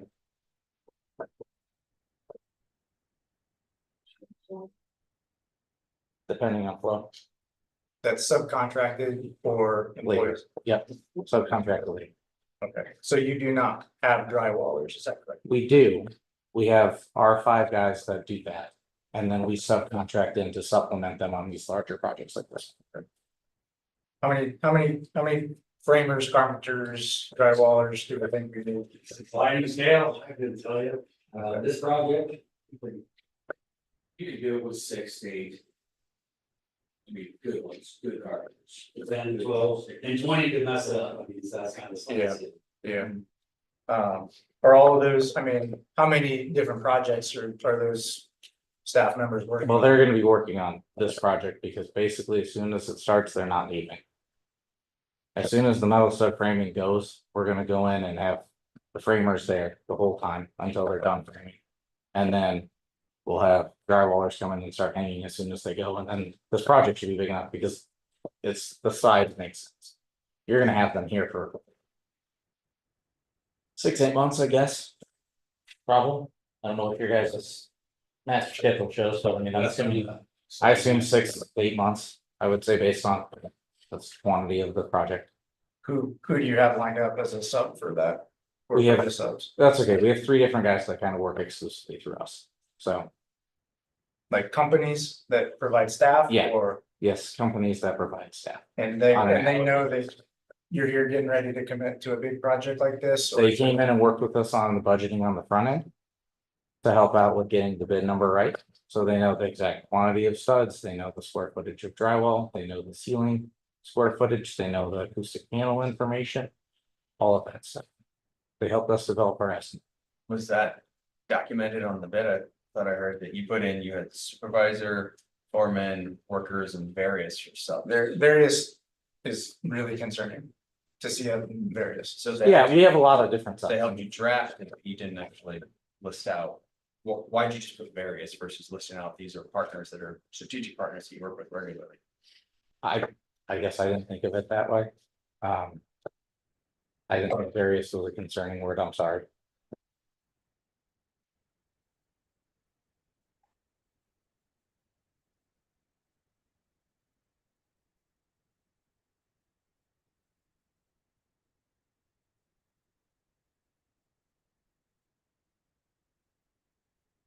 You have 6 framers and 5 drywall on your staff. Do I have that right?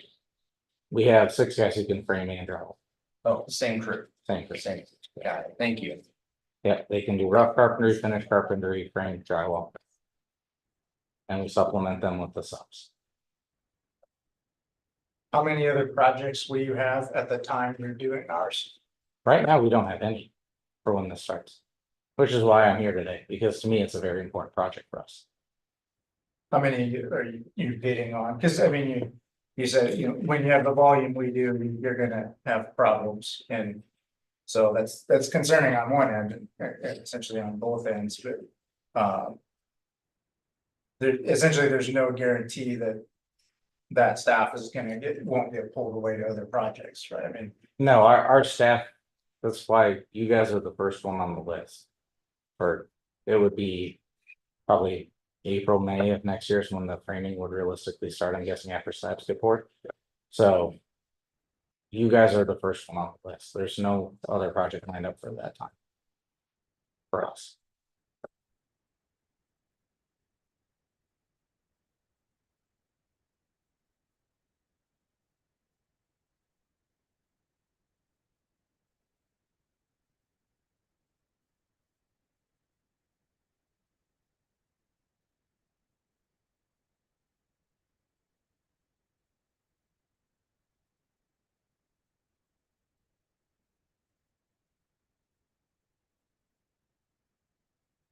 Do you have any concerns about meeting the obligation for a package you bid on?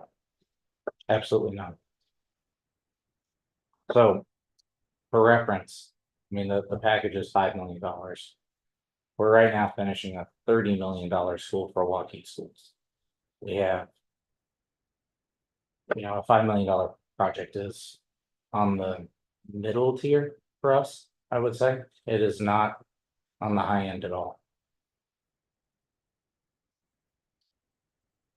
So, for, I guess, our experience level, I'm not worried at all. I've got a great team. Shannon, Alex, and Will. And Matt, and James, they're all great. They are dedicated people. Show up early, stay late. And I mean, Seamus literally, that guy works like what, 6 days a week. Matt works 7 days a week. I have to make him take PTO. I don't know if you guys have any of those people where you literally like, dude, take a day off.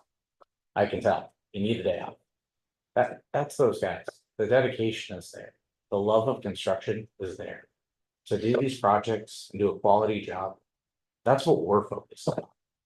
That's why we changed our model. That's why we've gone to trying to have more in-house.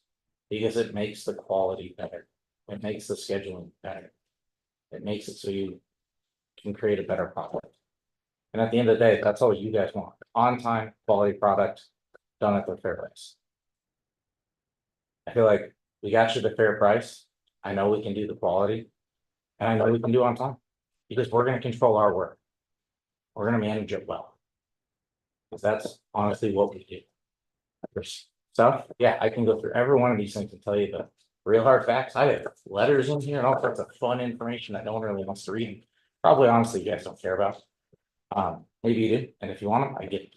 But fact is that we care about producing quality construction, and that's what I want. And I know that we can do a better job than Lansing for sure. I know we can do a better job than 95% to 100% of the people out there. This is going to be quality work if you go with us. I mean, Matt will personally be up here probably every day, checking on things. Alex is going to be here physically every day, running the project for us. Shannon will be available for meetings and she'll be here for once a week site visits. I mean, this is what we do. We built a machine to go and produce this size of project.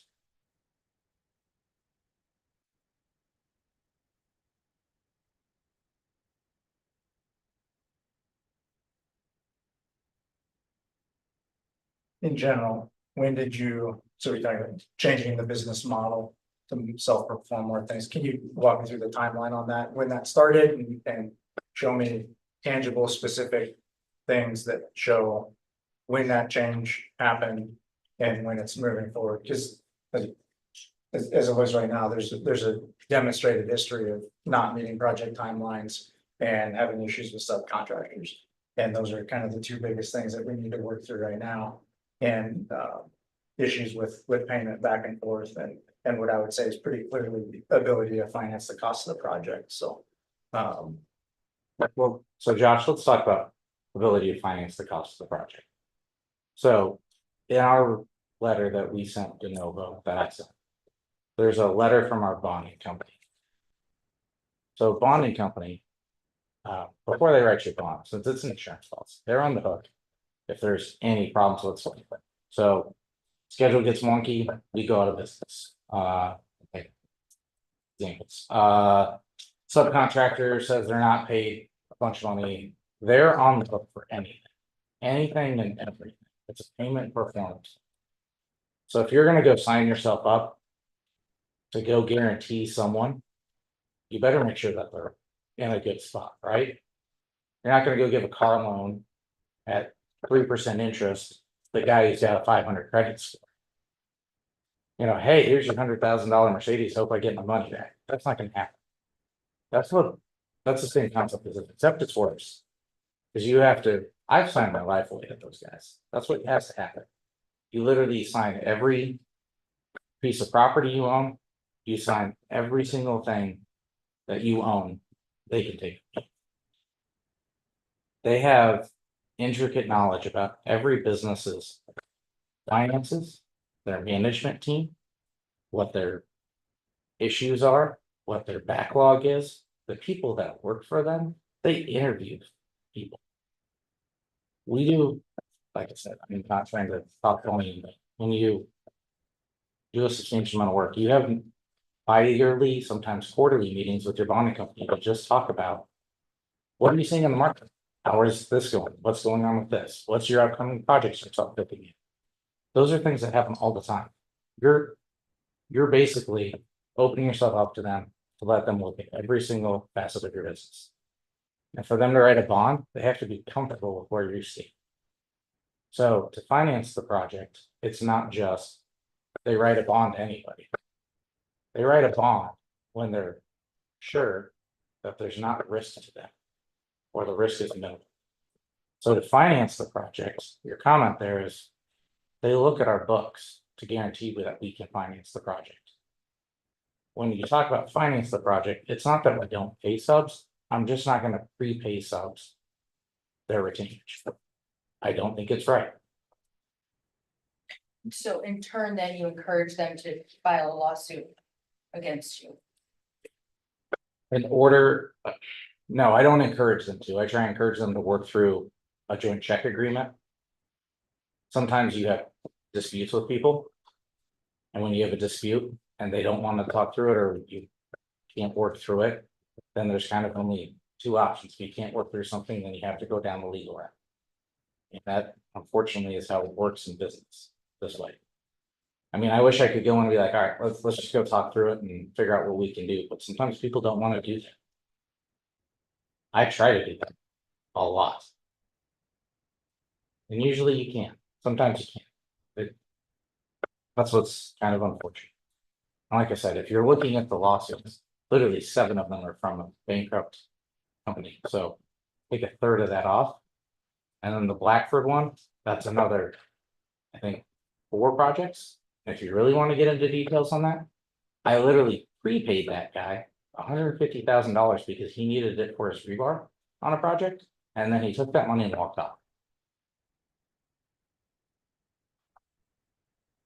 That was like 3 years ago, and that's why I don't do that. I try and treat people the way that I want to be treated. And sometimes that works for you and sometimes it doesn't. It's coming back to bite me more often than not. And it sucks. Like it really sucks. And you try and do the right thing, pay people when they're owed money. You try and protect yourself sometimes to make sure that they're paying their bills downhill, which is a big part of what a GC has to do. So you guys understand is like if we go to contract, then we'll be here and then we'll have subcontractors and then sometimes they'll have subs. Those subs have claim rights also. So then if they're not getting paid by the middle guy, the main sub, then they can come back to us and make a claim on our retainage and our bond. And you guys would have to work 200% of the value. Unfortunately, that happens. Is that the subs are not paid. We try very hard to make sure that they're paid. Because that's a problem. And that's what happens with some of these contractors, if they don't pay the subs. Or the third tier, and then that creates issues on the. Even how often do we see issues like this on other I projects? mean, I can only speak to, again, my personal experience with the other teams in our company. I've never been a part of the conversation on a shared check agreement or, had somebody attack me if I'm not getting paid or making threats. Those are just my projects. It certainly happens. And maybe that's just a volume thing, I guess. I don't know, but it's just, I haven't been a part of it.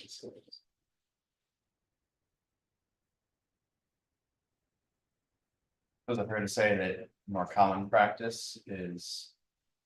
So I understand that paying up front and you've deviated from that because of personal experiences that you've encountered? Or is that not an accurate statement? As far as standard If practice? you're asking me, I would support prepaying subs, either they bill you for either work completed or materials that are shown. Okay, That's what I see on payouts I receive. Granted, I get them from, what would be Russ's role, that's who I get the payout from. I don't get them from the subs. But I don't think I was for prepaying subs. You're being billed for either work completed or materials that have been purchased that are sitting in a warehouse with all the insurance documentation and pictures available, or they're sitting on site in comics box that I will look. That's what we pay. Okay. We would never do this. It's one thing to say, but right now I'm stuck on the ability to finance the cost of the project versus ability to finance the cost of a settlement after the fact. That's I would say compel me more that, you've got the surety bond and those types of things and insurance against it, but we're not making a decision on your ability to pay us back if something goes wrong. We need the project to move along and to know that our GC can move this along and is essentially financially in a position to do that, to roll with the punches, so to speak, because it's reasonably expected those are going to happen. I'd like to know, Steven, since you've got an idea on general timelines and kind of the timeline of the project.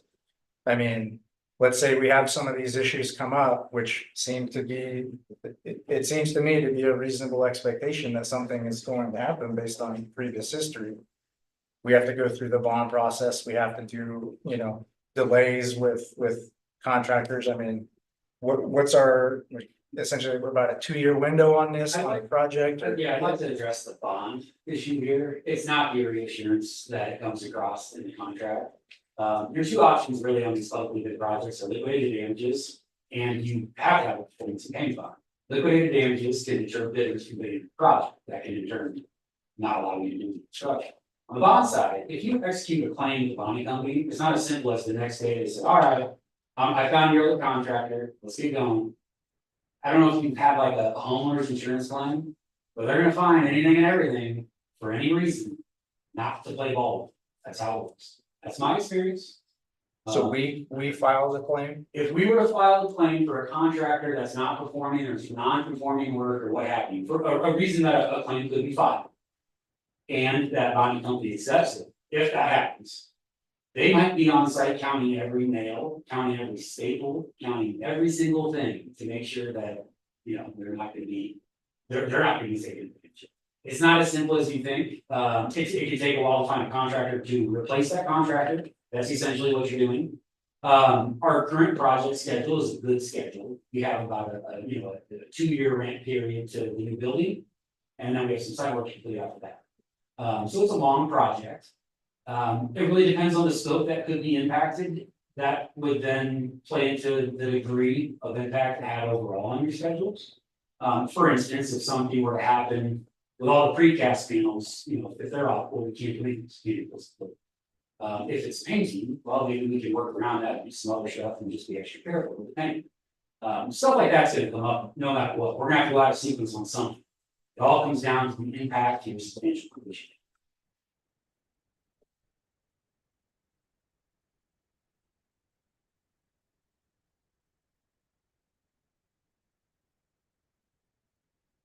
For me personally, I think we, as a board, we have an obligation to our taxpayers in our district, right, to pick the lowest responsible bidder. Graphite's clearly the lowest bidder.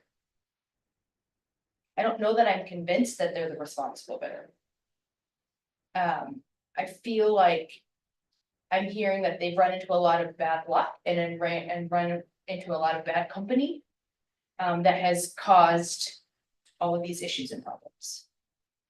For me personally, I don't know that I've heard Graphite say, we screwed up. We take responsibility for this thing. It's a lot of, what was this person's fault? It was that person's fault. It was this fault, that fault. That's what put us behind. That's what I'm personally hearing. And when I look at our bidders, the next lowest responsible bidder is only 188,000 more. Which in the grand scheme of the millions of dollars that we're dealing with here, it's not that much more.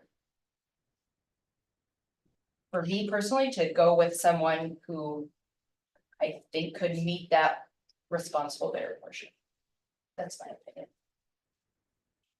opinion. I had asked before, when we talked about the model, like changing the model, that's the thing that I'm keen into the most, right? Because I'm a business owner, you adapt and overcome, right? That's part of it.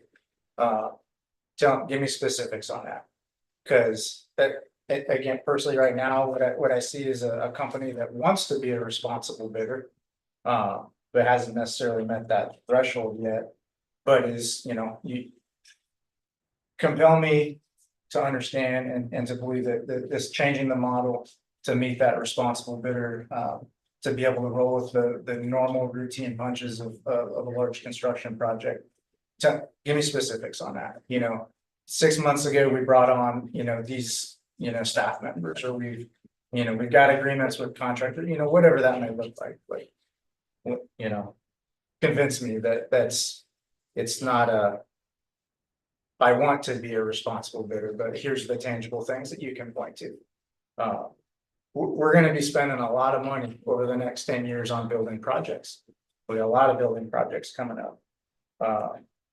I don't need a GC that's going to be a great option. I need one that's going now. And again, I say that because, I agree, there's a certain expectation that when I look at everything, kind of the proven history there, I was expecting, hey, yep. It's not unreasonable for you to have concerns based on the history here. But we're gonna come rock your socks off here, on the next project you have. Show me, again, I gotta go to our taxpayers and say, we picked a company that is not gonna delay this school. And that the project timeline that we gave them and is going to be the timeline within reason. We expect that there's going to be delays. So you keep saying, I would hang a lot of what I have on changing the model from this to moving forward and impressing us and giving us the confidence as an elected board to say, we're going to entrust you with, roughly $5 million. So give me those details. Yeah, so kind of like you mentioned, the grading we did starting in 2015. We ran that until about 2018, downsize. 2021, 2020. We were noticing on smaller projects that there weren't a lot of bidders for the grading, so we took the 3 guys we had and we bought some equipment. Bought some GPS dozers, bought a track loader, bought some sizable equipment. And then have grown that to about 5 guys who do smaller projects for us, which 5 guys in grading world is quite a bit of guys. You can do quite a bit of work. Then we historically for a while had issues with concrete guys, the Metro Concrete. We had another concrete contractor go out of business on us last year, 2 years ago. And when they went out of business, I was like, something, I'm done with this. This was in January of 23. I was like, I'm done with this concrete situation. We're gonna go start taking it on ourselves. So we hired a crew. We've grown that crew to, I think, 15 guys. And they do really good work. I wish we would have got the concrete back for this job, but, so we started doing that beginning of last year, so we're a year and a half ago. Then we have steel erectors, that was fairly recent. We had two guys that were doing it for off and on for us for a couple of years, about 3 years. And then we increased our crew size this year. So got 6 now. So we've got that. And the rough and finish carpentry and most of framing, that's kind of been something we've always done. We've just kind of ramped that up. When did we hire Charlie? Was that about a year ago? So we hired Charlie, who's our foreman out there every day doing the work. We hired him about a year ago. Because again, it's tough in this industry. Especially when you're doing the public work, where it's not negotiating, you pick whatever price you want, you go with it. It's very hard to find good reputable subs. And so that's where we've tried to change that model of going into doing that ourselves. And then sticking with the guys we know who do good quality work. And not taking numbers from everybody under the sun. It means you get less jobs, but you produce a better product. Does that answer your question, Josh? You have answered the question.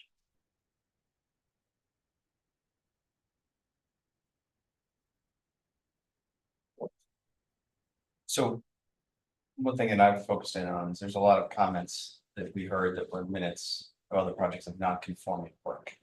And that's one concern I have. If there's non-conforming work, that extends timelines, there are change orders down the road.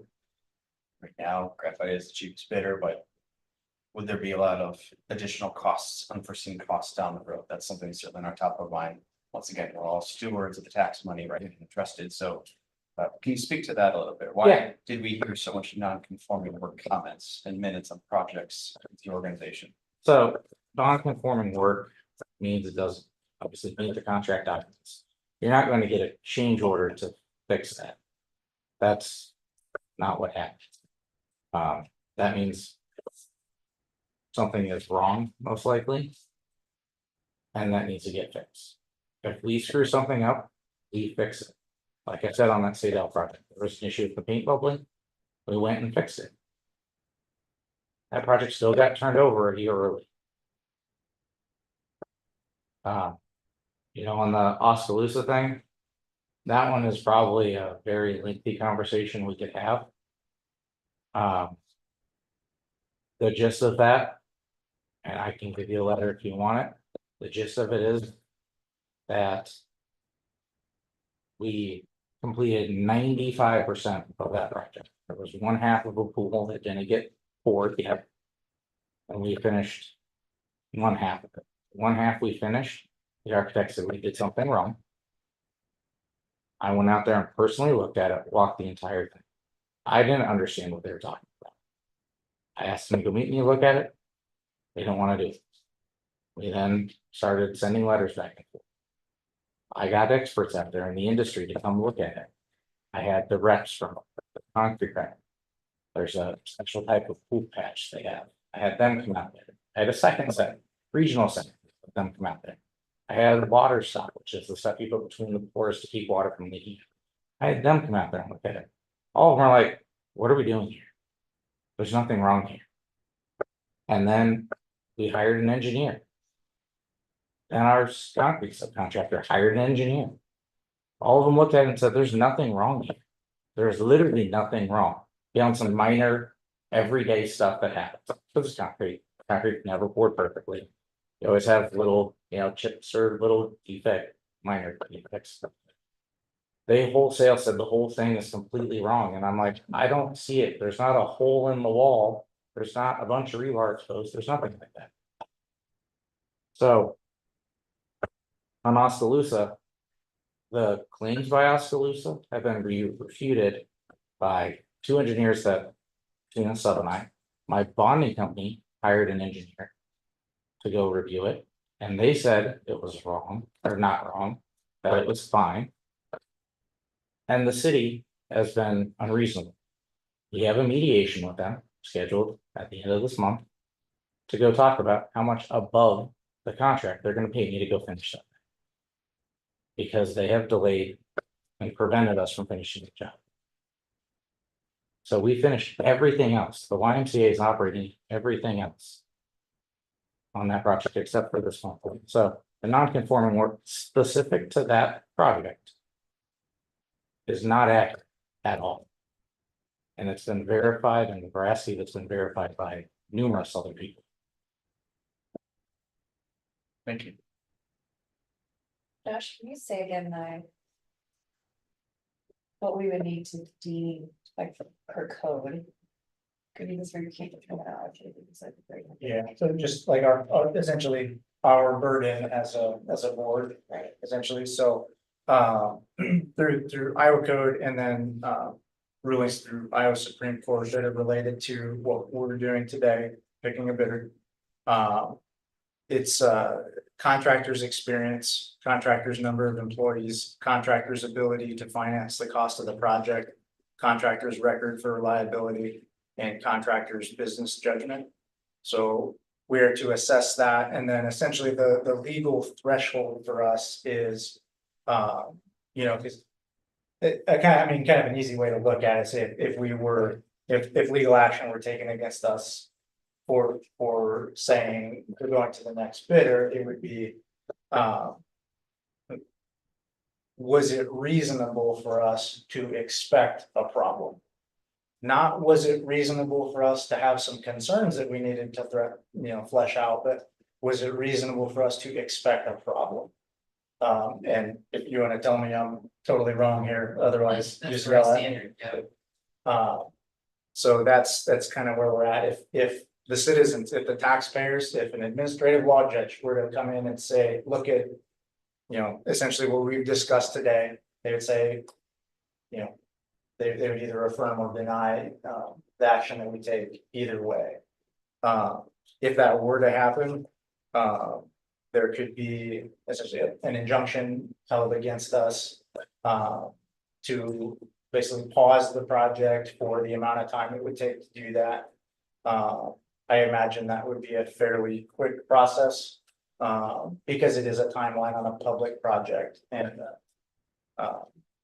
so essentially it would go straight to a judge and they'd say, I am going to pump the brakes on this. You can't do anything yet right now until we do a more full legal analysis of this, or they would look at it and say, oh, in general, it was reasonable for them to expect a problem and they can continue as is. So there would be a little delay there if that were to happen. We do have that window of time available. And I don't like making decisions based on whether or not it will have a legal challenge. We're going to do what's right for the district. So we are here equally to support our taxpayers, but also we are here to support graphite as an Iowa business that is written into the code to make sure that we are honoring their ability to do business, and to make sure that law change kind of came about to make sure that it was fair for businesses, but also retaining the ability for us to have that discretion. So that's why it's not weighted on either side. We need to make sure that at the end of the day, if I were a business owner, you have my word that if I were sitting in your seat, I would want to be treated and given the fair same analysis that we would give you now, and that's our burden to make sure that they are not unfairly treated. We also need to be able to go back to our to the neighbors that we have here that are paying out of their own pockets for this to make sure that the project is done on time. So that's a legal threshold. To keep asking questions, keep doing what we need to do, and then we can kind of circle the wagons here and kind of give some final thoughts. Have you been denied other bids, even though you're the lowest bidder, or had to come do this at other school boards or? I've never done this before. There was one project, we were denied on. For Polk County Conservation. It was a very small project. And I really didn't feel like it was worth trying to fight for. I mean, it was. $500,000, so, When was that? a few years ago. So, we didn't fight that one at all, because I didn't think it was worth it.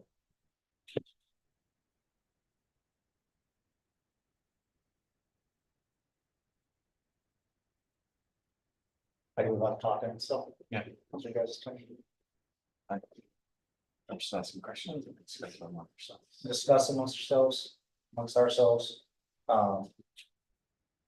Really, unless you have more questions, I'd like to get kind of general thoughts on what direction you want to go here. No, I would say that our administration has not been vocal in this conversation. Is there anything that you would like to add? Or behalf of the district here?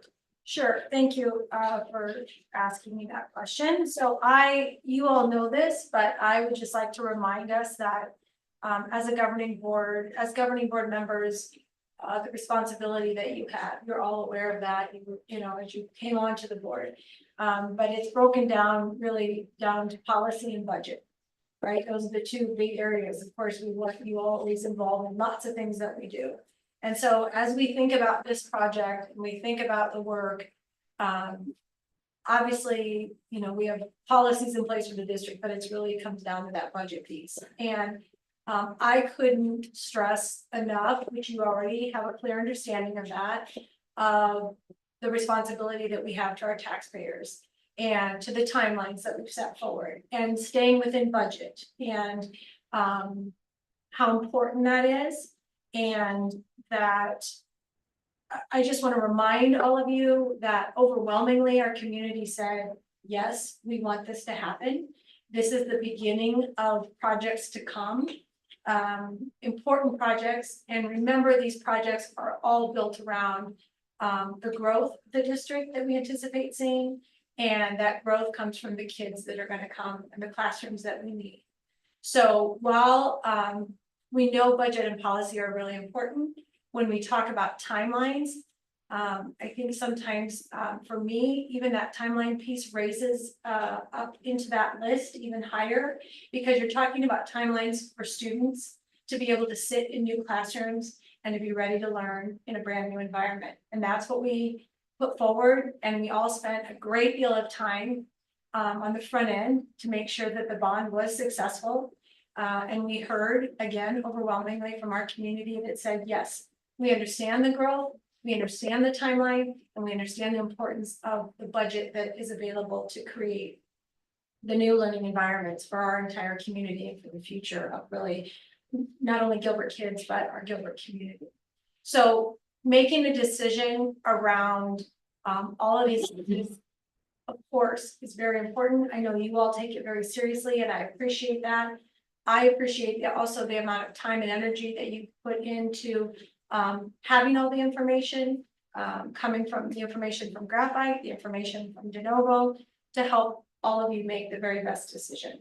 So I will just share with you that based on all that information, where I am is I would recommend that we take De Novo's recommendation and we look at the possibility of not selecting Graphite as a low bidder because of the not being non-responsive. And that's based on the information that we have here. And that's based on the information that I'm sharing with you about the importance of budget and your role and what that looks like.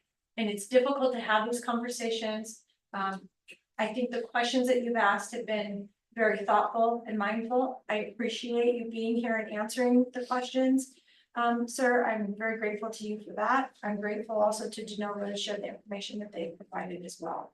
So those are my thoughts, and I just can't stress enough to remember our why. And that is why we're here, and why our kids need classrooms as we grow, and why timelines are so very important, budget's important, and providing the best learning opportunities for our kids continues to be our top priority. Those are my thoughts.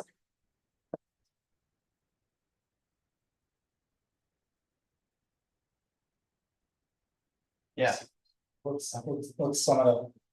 Starting with you, kind of get everybody's perspective on here. Yeah, that's why you got to go first. Great. I thought that's why I went last. Too much talking with you here. It's great. Yeah, I mean, I question just the reliability of graphite, and though I'm a person of charity, it's like I wanna. I'm like, I think it's like worth a chance, but that's not our role here today, is not to act, I think in that way, it's to represent our taxpayers well, what we feel like most confident and what will serve our district and our students. And I just don't know that I have that with graphite today, I would probably follow the same recommendation. Go with this. I think, you know, I've already kind of said how I feel. I agree with Josh's comment of, I think graphite really wants to be a responsible bidder. And maybe you've had some bad luck in the past that's gotten you to this point, and you've made some business model changes to help put you in a better place. And I appreciate all of your staff that came here tonight too, to meet us and to represent you and your company, but I just don't feel like you're there. And I feel like we need the responsible bidder now. And $5 million is a lot of money just to take a chance on.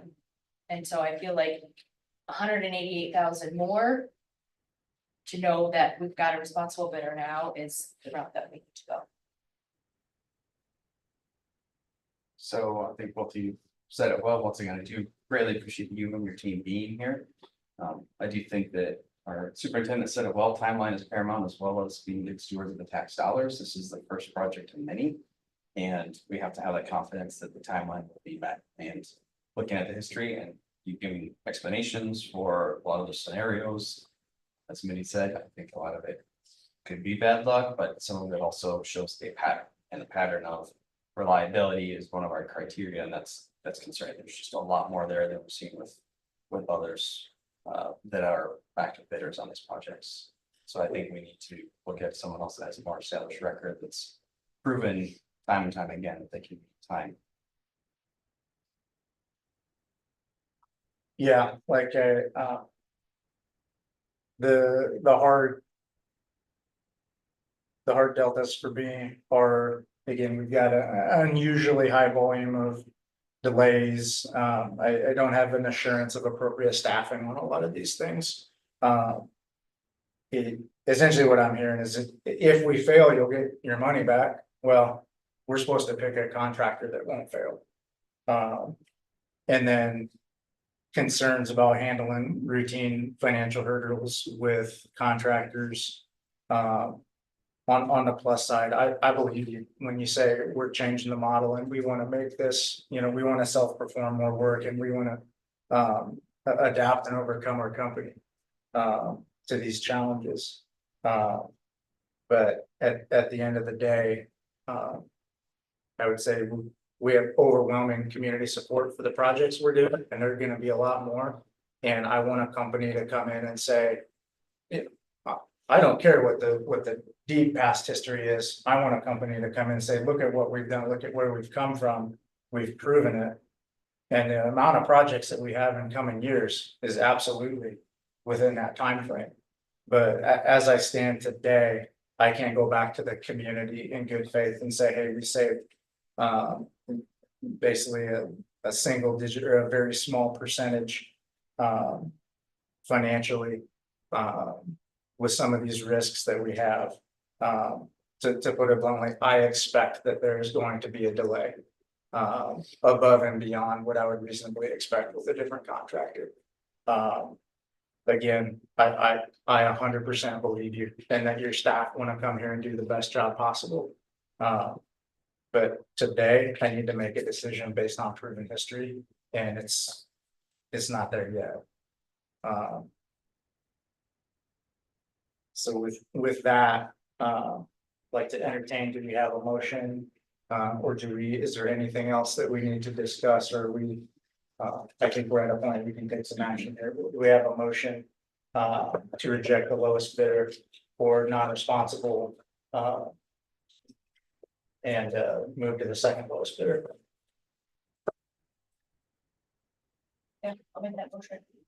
Motion. Who is that? I'll- Cindy? I'll second. Nathan? All in favor? Aye. All opposed? Okay, motion passes. Thank you guys for coming. Thank you.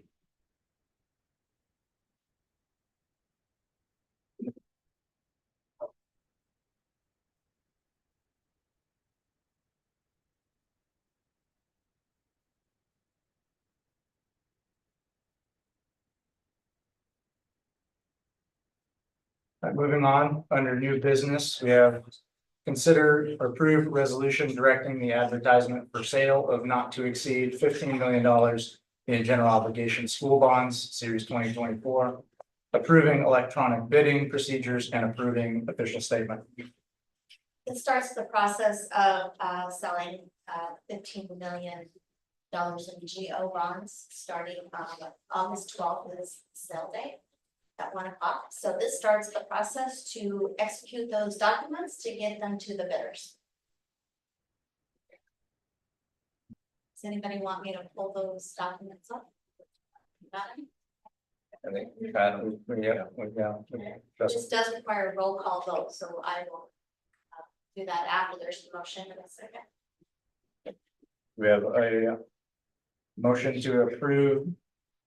I motion. Second. Somebody? And Melissa, and then, Yes. okay. Josh, Yes. Nathan, yes. Melissa, Yes. Mindy, Yes. and Andrew. Motion passed. Next, consider / approve the 24-25 school fees and food service prices.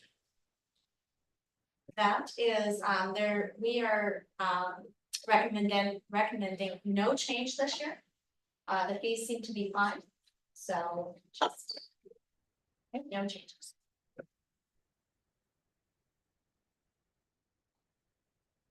Motion to approve. We need a motion. Motion to approve the school fees and food service prices. I'll second. All in favor? Aye.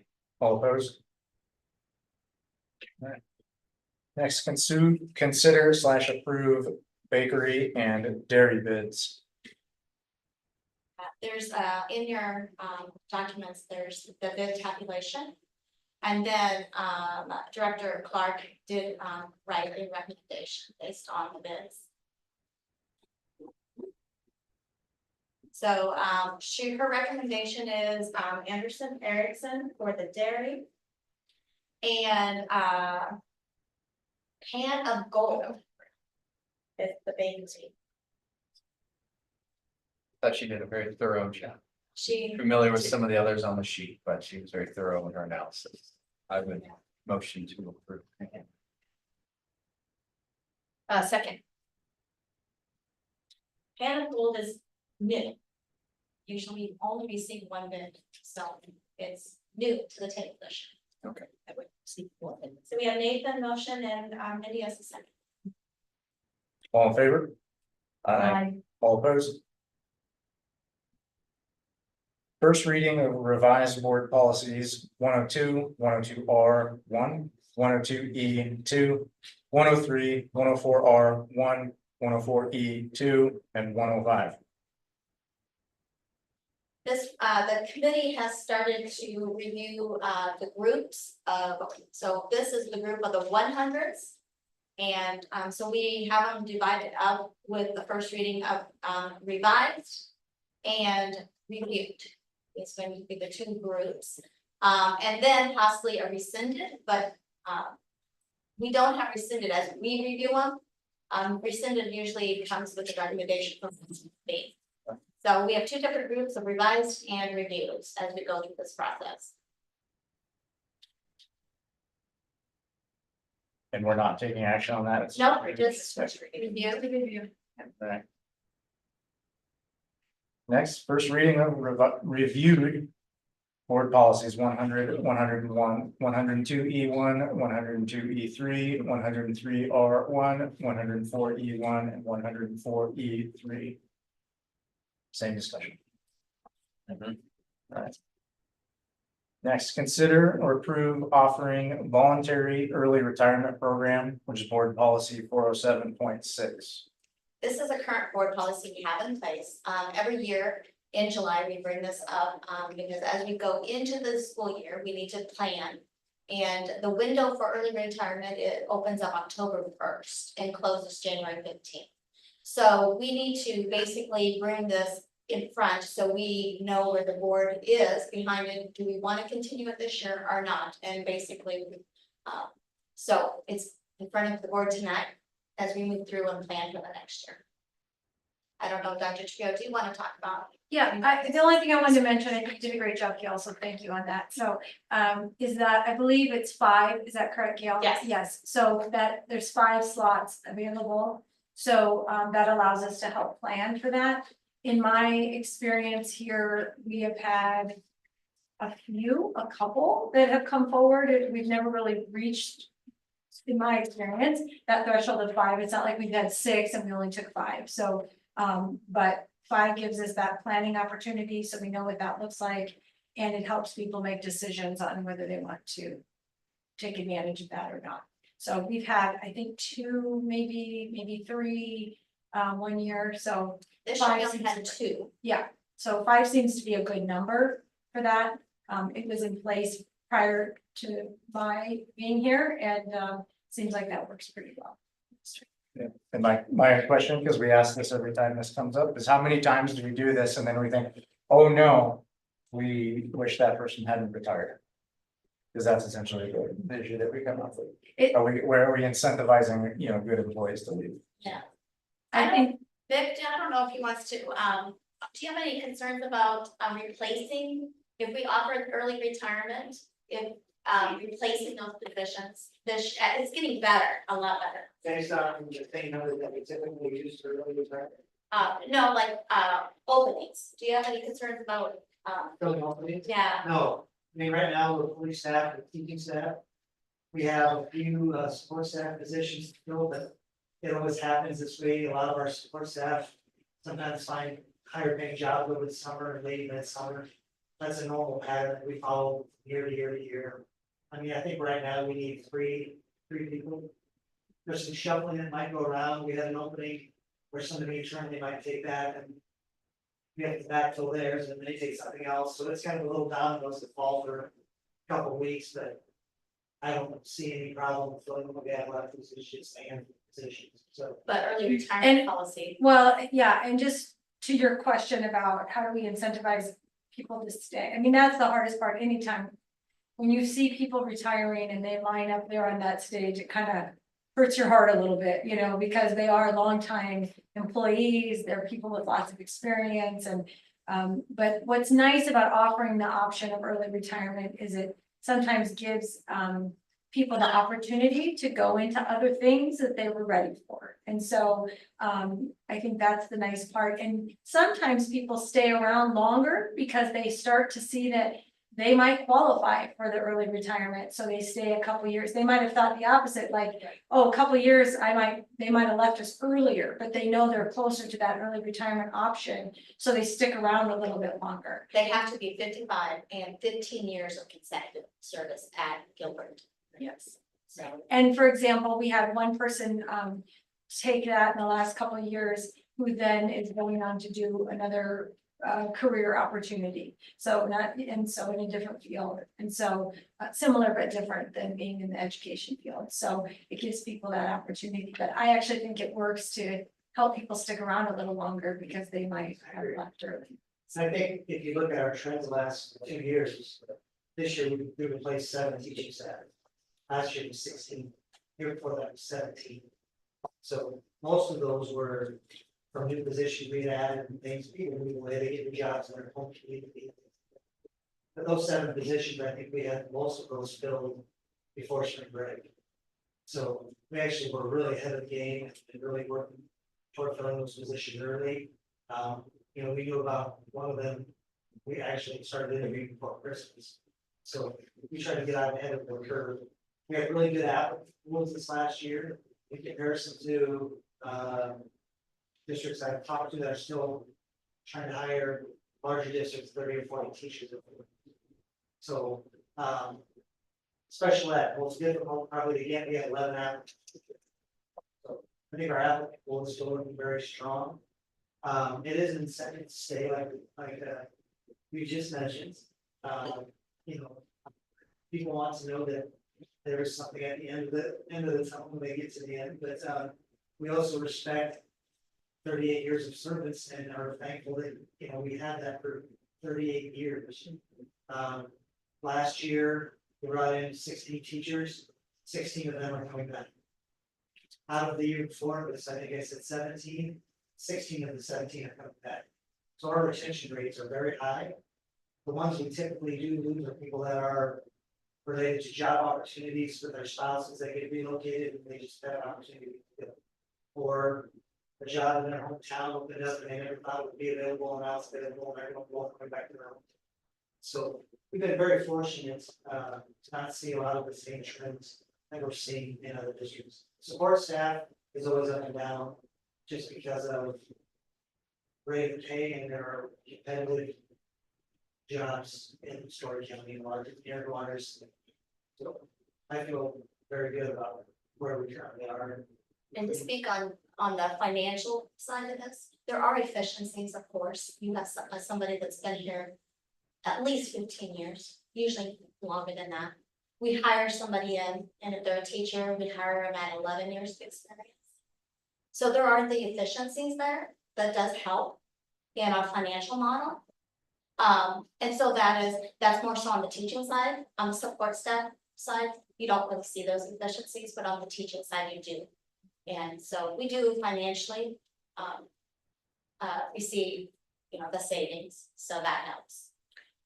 And looking at the policy here, if somebody is going to apply for this, they have to have their application in by January 15th. Which then gives us a little bit longer runway to find their replacement for someone who's been here long term. Yes. Rather than them telling us May 1st, oh, I'm gonna retire at the end of the school year, and That's happened. now we have All of a sudden you're in a pension. a much shorter time frame. Yeah. Yeah, where that applicant pool that was out there looking, those new grads and stuff that they're looking have already been scooped up by other districts. It's not a policy we currently have, but there are also districts that are offering incentives if you brought that up earlier.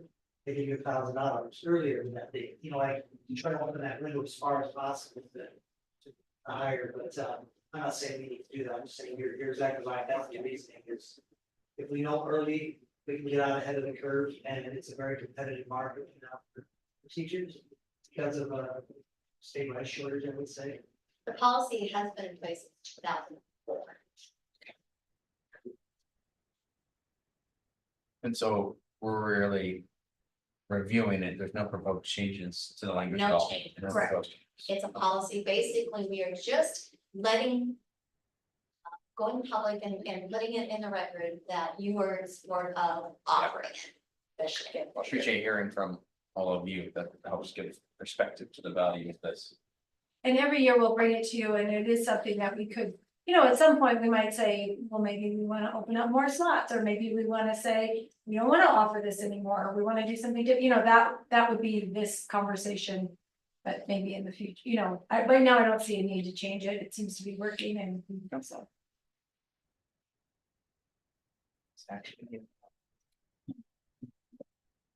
Yes. Yeah, because it's a policy.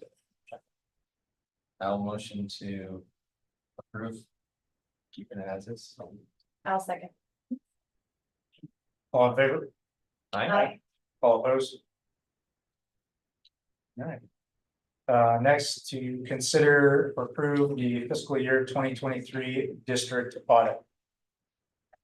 A lot of papers. Yeah. that's- Yeah. that's a big one.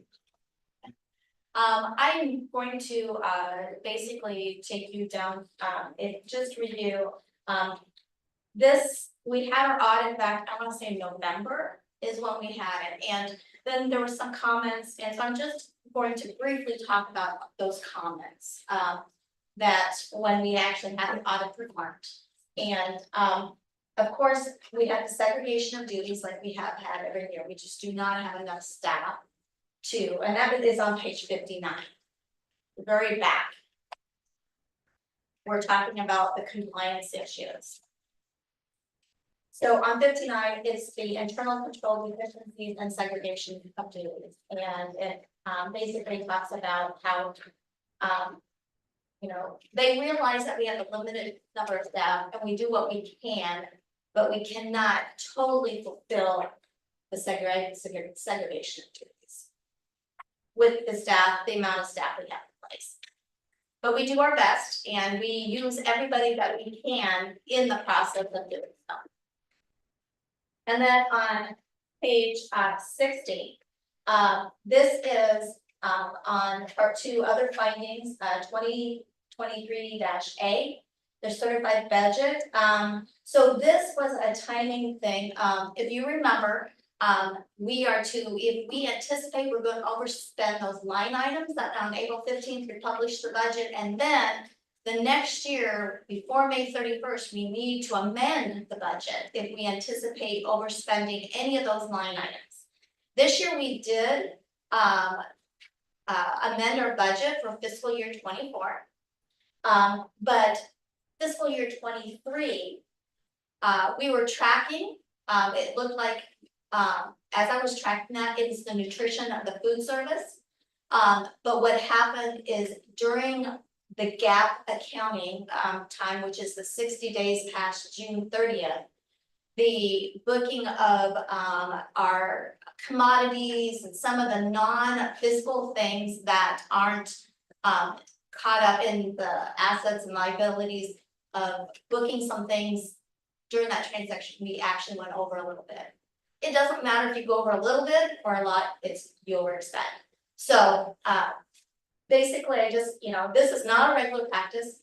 We try to amend when we know, and I just apparently just didn't calculate how close we were. So we should have amended by May 31st, and I just didn't bring that to you. So that is, I don't believe you've heard that before because this was disclosed after the board meeting that night.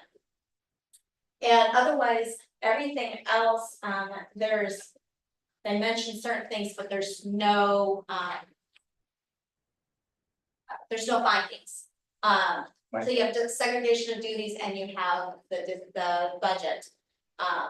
And then on page 61, I want to explain that on 2023H, the certified enrollment, if we understated 2 students, and this is our October 1 count with our data. So there's 2 students that weren't on our count. And then 2023I, we overstated 1.419 of supplemental weighting, which were high school DMAT classes. Students were enrolled and maybe they were dropped, they weren't taken off. I just wanted to let you know that we don't lose out on that.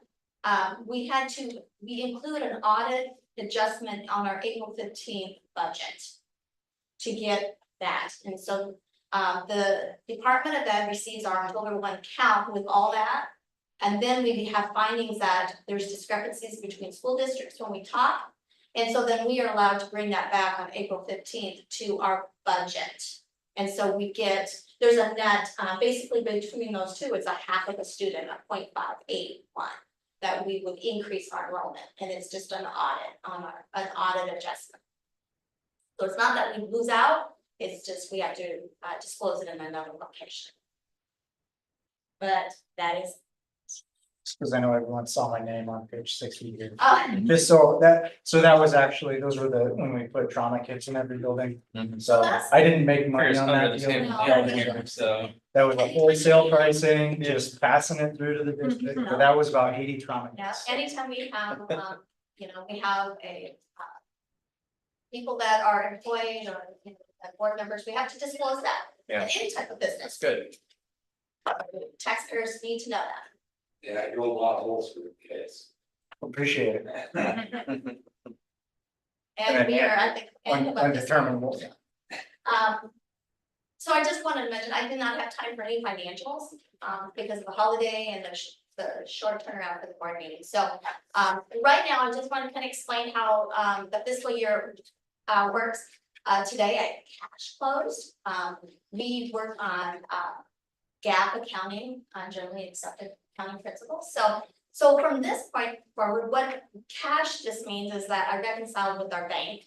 And so at this point, for the next 60 days, our books are open for 2 fiscal years, the fiscal year 24 and the new fiscal year 25. And so we just determine basically as bills come in and as expenses and revenues come in, we determine what is fiscal year 24, what's fiscal year 25, and we book them in appropriate. So we have fiscal year 24 is open for 60 days. Once we book as much as we can for 60 days, so about August 1st, we'll close. And then our financial records will be available to do our reports. And if you read my department report, it's basically September 15th is deadline that I have to have the certified annual report, the special ed supplement, and the transportation report submitted to the Department of Education. So as we close on the financial, that's all, the end result is the reports due on September 15th. Lots of transactions during this gap time. Tuitions received and sales. But that's kind of just a glimmer of what the accounting, the business office is doing right now. Thank you. Thank you. I guess we need to approve the audit paper. Yes. We have a motion to approve the audit. A motion to approve the audit. Second. All in favor? Aye. Hi. All opposed? All right, and we got the financial reports. Today, We got the summary of the financial report summary. Today, the other piece is today we had an exciting phone call with Standard & Poor's S&P to review, we've talked with, last week we had a phone call with Allers and Piper Jaffray. Today was S&P. So Dr. Trujillo's first experience with discussing our financials and our economic outlook and explaining why our solvency is where it's at and why it's headed and what we anticipate on enrollment. So that's her first experience, and that's all about the bond rating for the upcoming bonds. So we're hoping to have information back from them in the next couple of weeks. So really excited about that. It was a great meeting and Gail did a great job and Travis was part of that. So it was really good. Really great work. The biggest question they'll probably have is the cash reserve conversation we've had about, we haven't been able to limit it. Why was our cash so low? It's hard for people, it's an Iowa law, and it's hard for the outside world to understand school Iowa law. So we're trying to get that. So that's the only, in our conversation today, that was the only thing that I was kind of like, oh, I don't know if they'll fully understand that, but we did our best to allow them and let them know what our goal is in the future to maximize that. So we'll see. Hopefully we keep our good standard and possibly increase that. Good. All right, moving on to the consent agenda. Anything to be pulled or discussed? I would like it if we could walk through the open enrollment real quick. Real quick, can you walk us through that? Yeah, I fifth will grade, turn that over to Dr. Trio. Yes, let's see if I brought that chart with me, which I don't think I did. So there we are. Thank you, Gail. Do you wanted We talked about this a lot on the past one, but Yeah, it's okay. hear your the perspective. list or the No, numbers? the matrix, please. The matrix. No. Okay, so just to remind everyone of the process of open enrollment. So is this the 24-25 matrix? 24, 25. Yes, perfect. That's what I need. Thank you, Gail. And so just to remind everyone that open enrollment has been taking place since March. People have been filling out forms. And with that, the way we make those determinations is we use this long-standing matrix about class size and what does that look like. And so a couple things to note. One is when you look at current numbers, there are some groups that are not in there because parents haven't come forward and registered yet. So we just sent that message out today. Everybody needs to register every single year. So for, 18 spots in 5th grade. yeah, I'm gonna get to 5th grade. Yeah. Let's talk about that. We do have 18 spots in 5th grade. I'll talk about why. And so when you look at kindergarten, and I think, kinder prep, I think, the two, there's quite a few slots there, and I look at this regularly because I'm always looking at enrollment because it's such an important piece. It looks like we have a lot of spots. What we have is a lot of parents who have committed that they're coming. We know their families come here, but they haven't filled out the registration paperwork. So we reached out, Ashley Smith, our registrar, as well as Amy Griffin and Stacey Edwards has reached out to everyone who hasn't registered to say, don't forget, and when we release the name of your teacher, in order for you to get that, you have to make sure you've registered. So we get all of our families that are already here in the system. So that's one piece. However, with that being said, with open enrollment, it's always about, do we have capacity? So for example, I don't have to share the list, but I know it's in your packet or it's on there. When there's students that are accepted or denied, it's based on, is there capacity in that grade level? And capacity starts with seat capacity. Is there capacity available in that grade level? And then in the services that are also needed. If a child needs additional services of any kind, do we have the capacity to be able to support the needs? And so, and that may be changing over time as we look at what AEA offers us and what that looks like moving forward. That might be a longer, different, bigger conversation. But right now, we are moving forward as is with the AEA related to the services they provide us. So we'll have to come back to you with a little more of an update about AEA as I say that, so you have that information.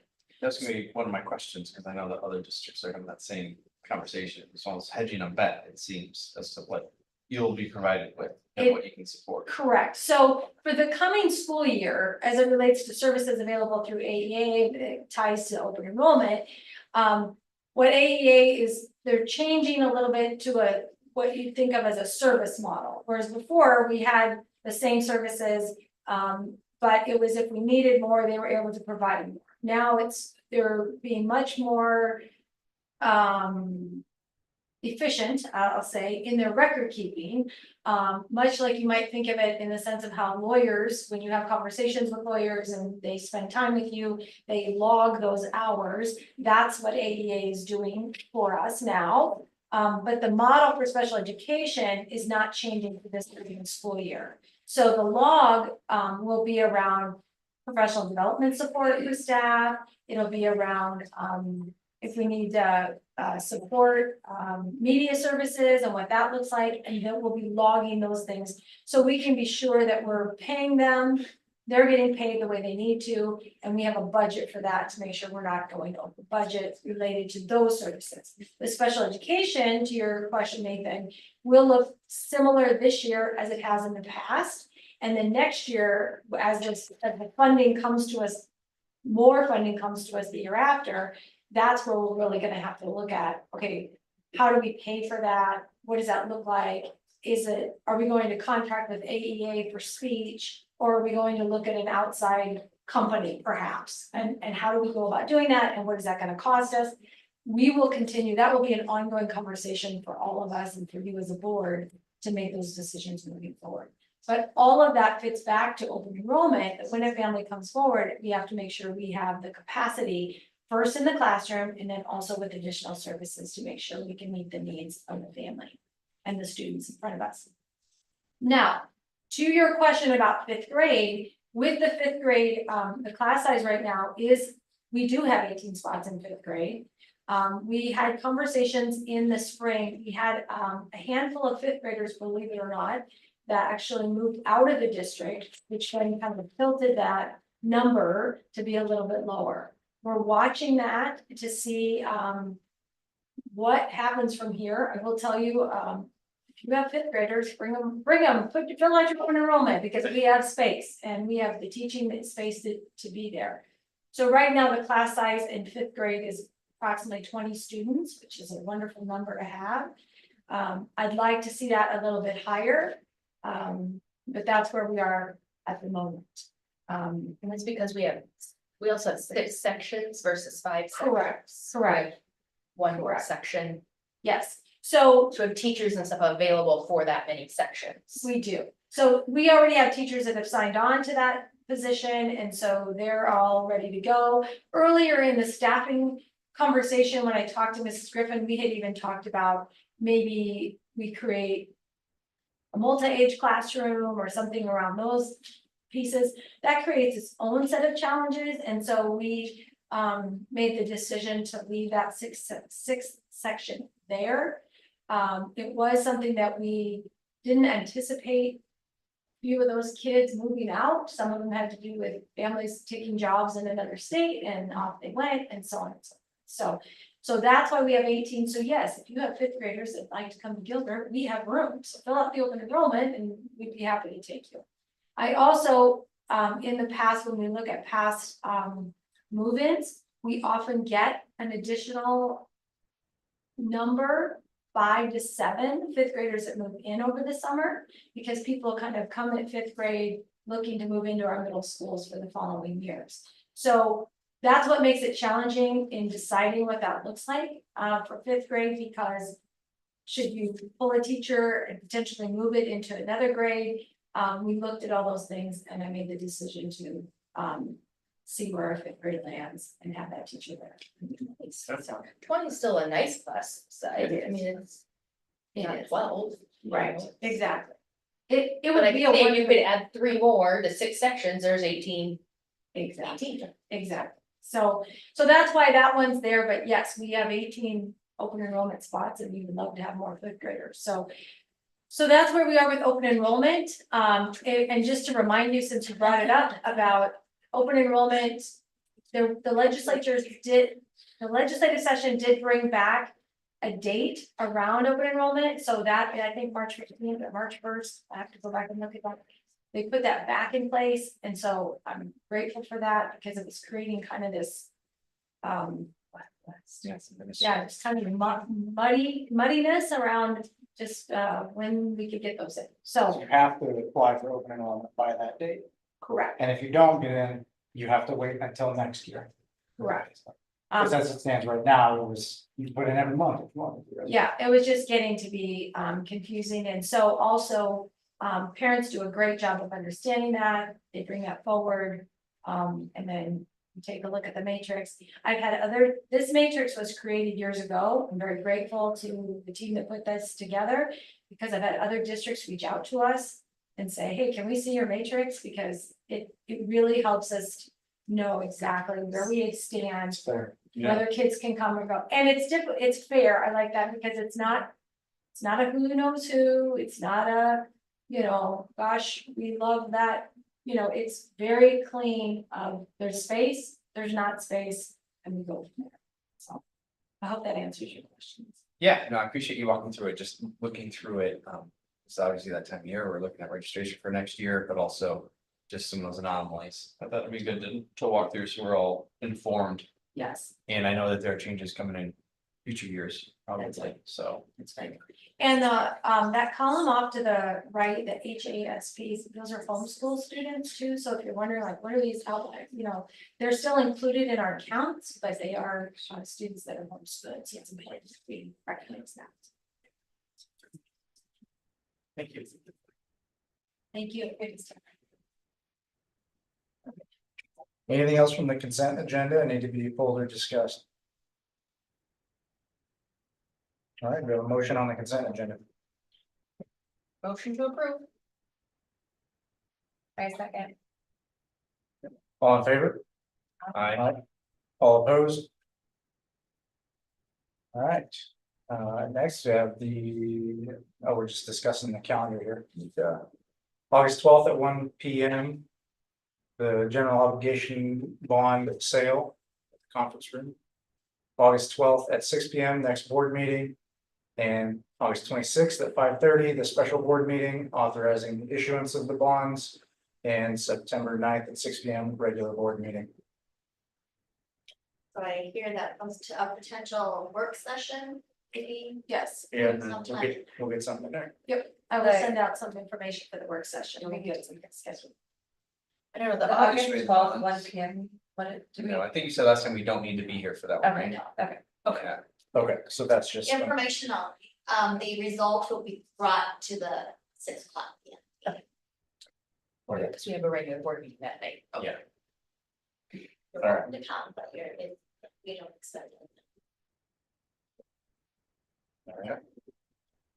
We have a motion, I will motion to adjourn. Second. all in favor? Bye. All opposed? All right, thanks everyone for your time. Thank you. You should.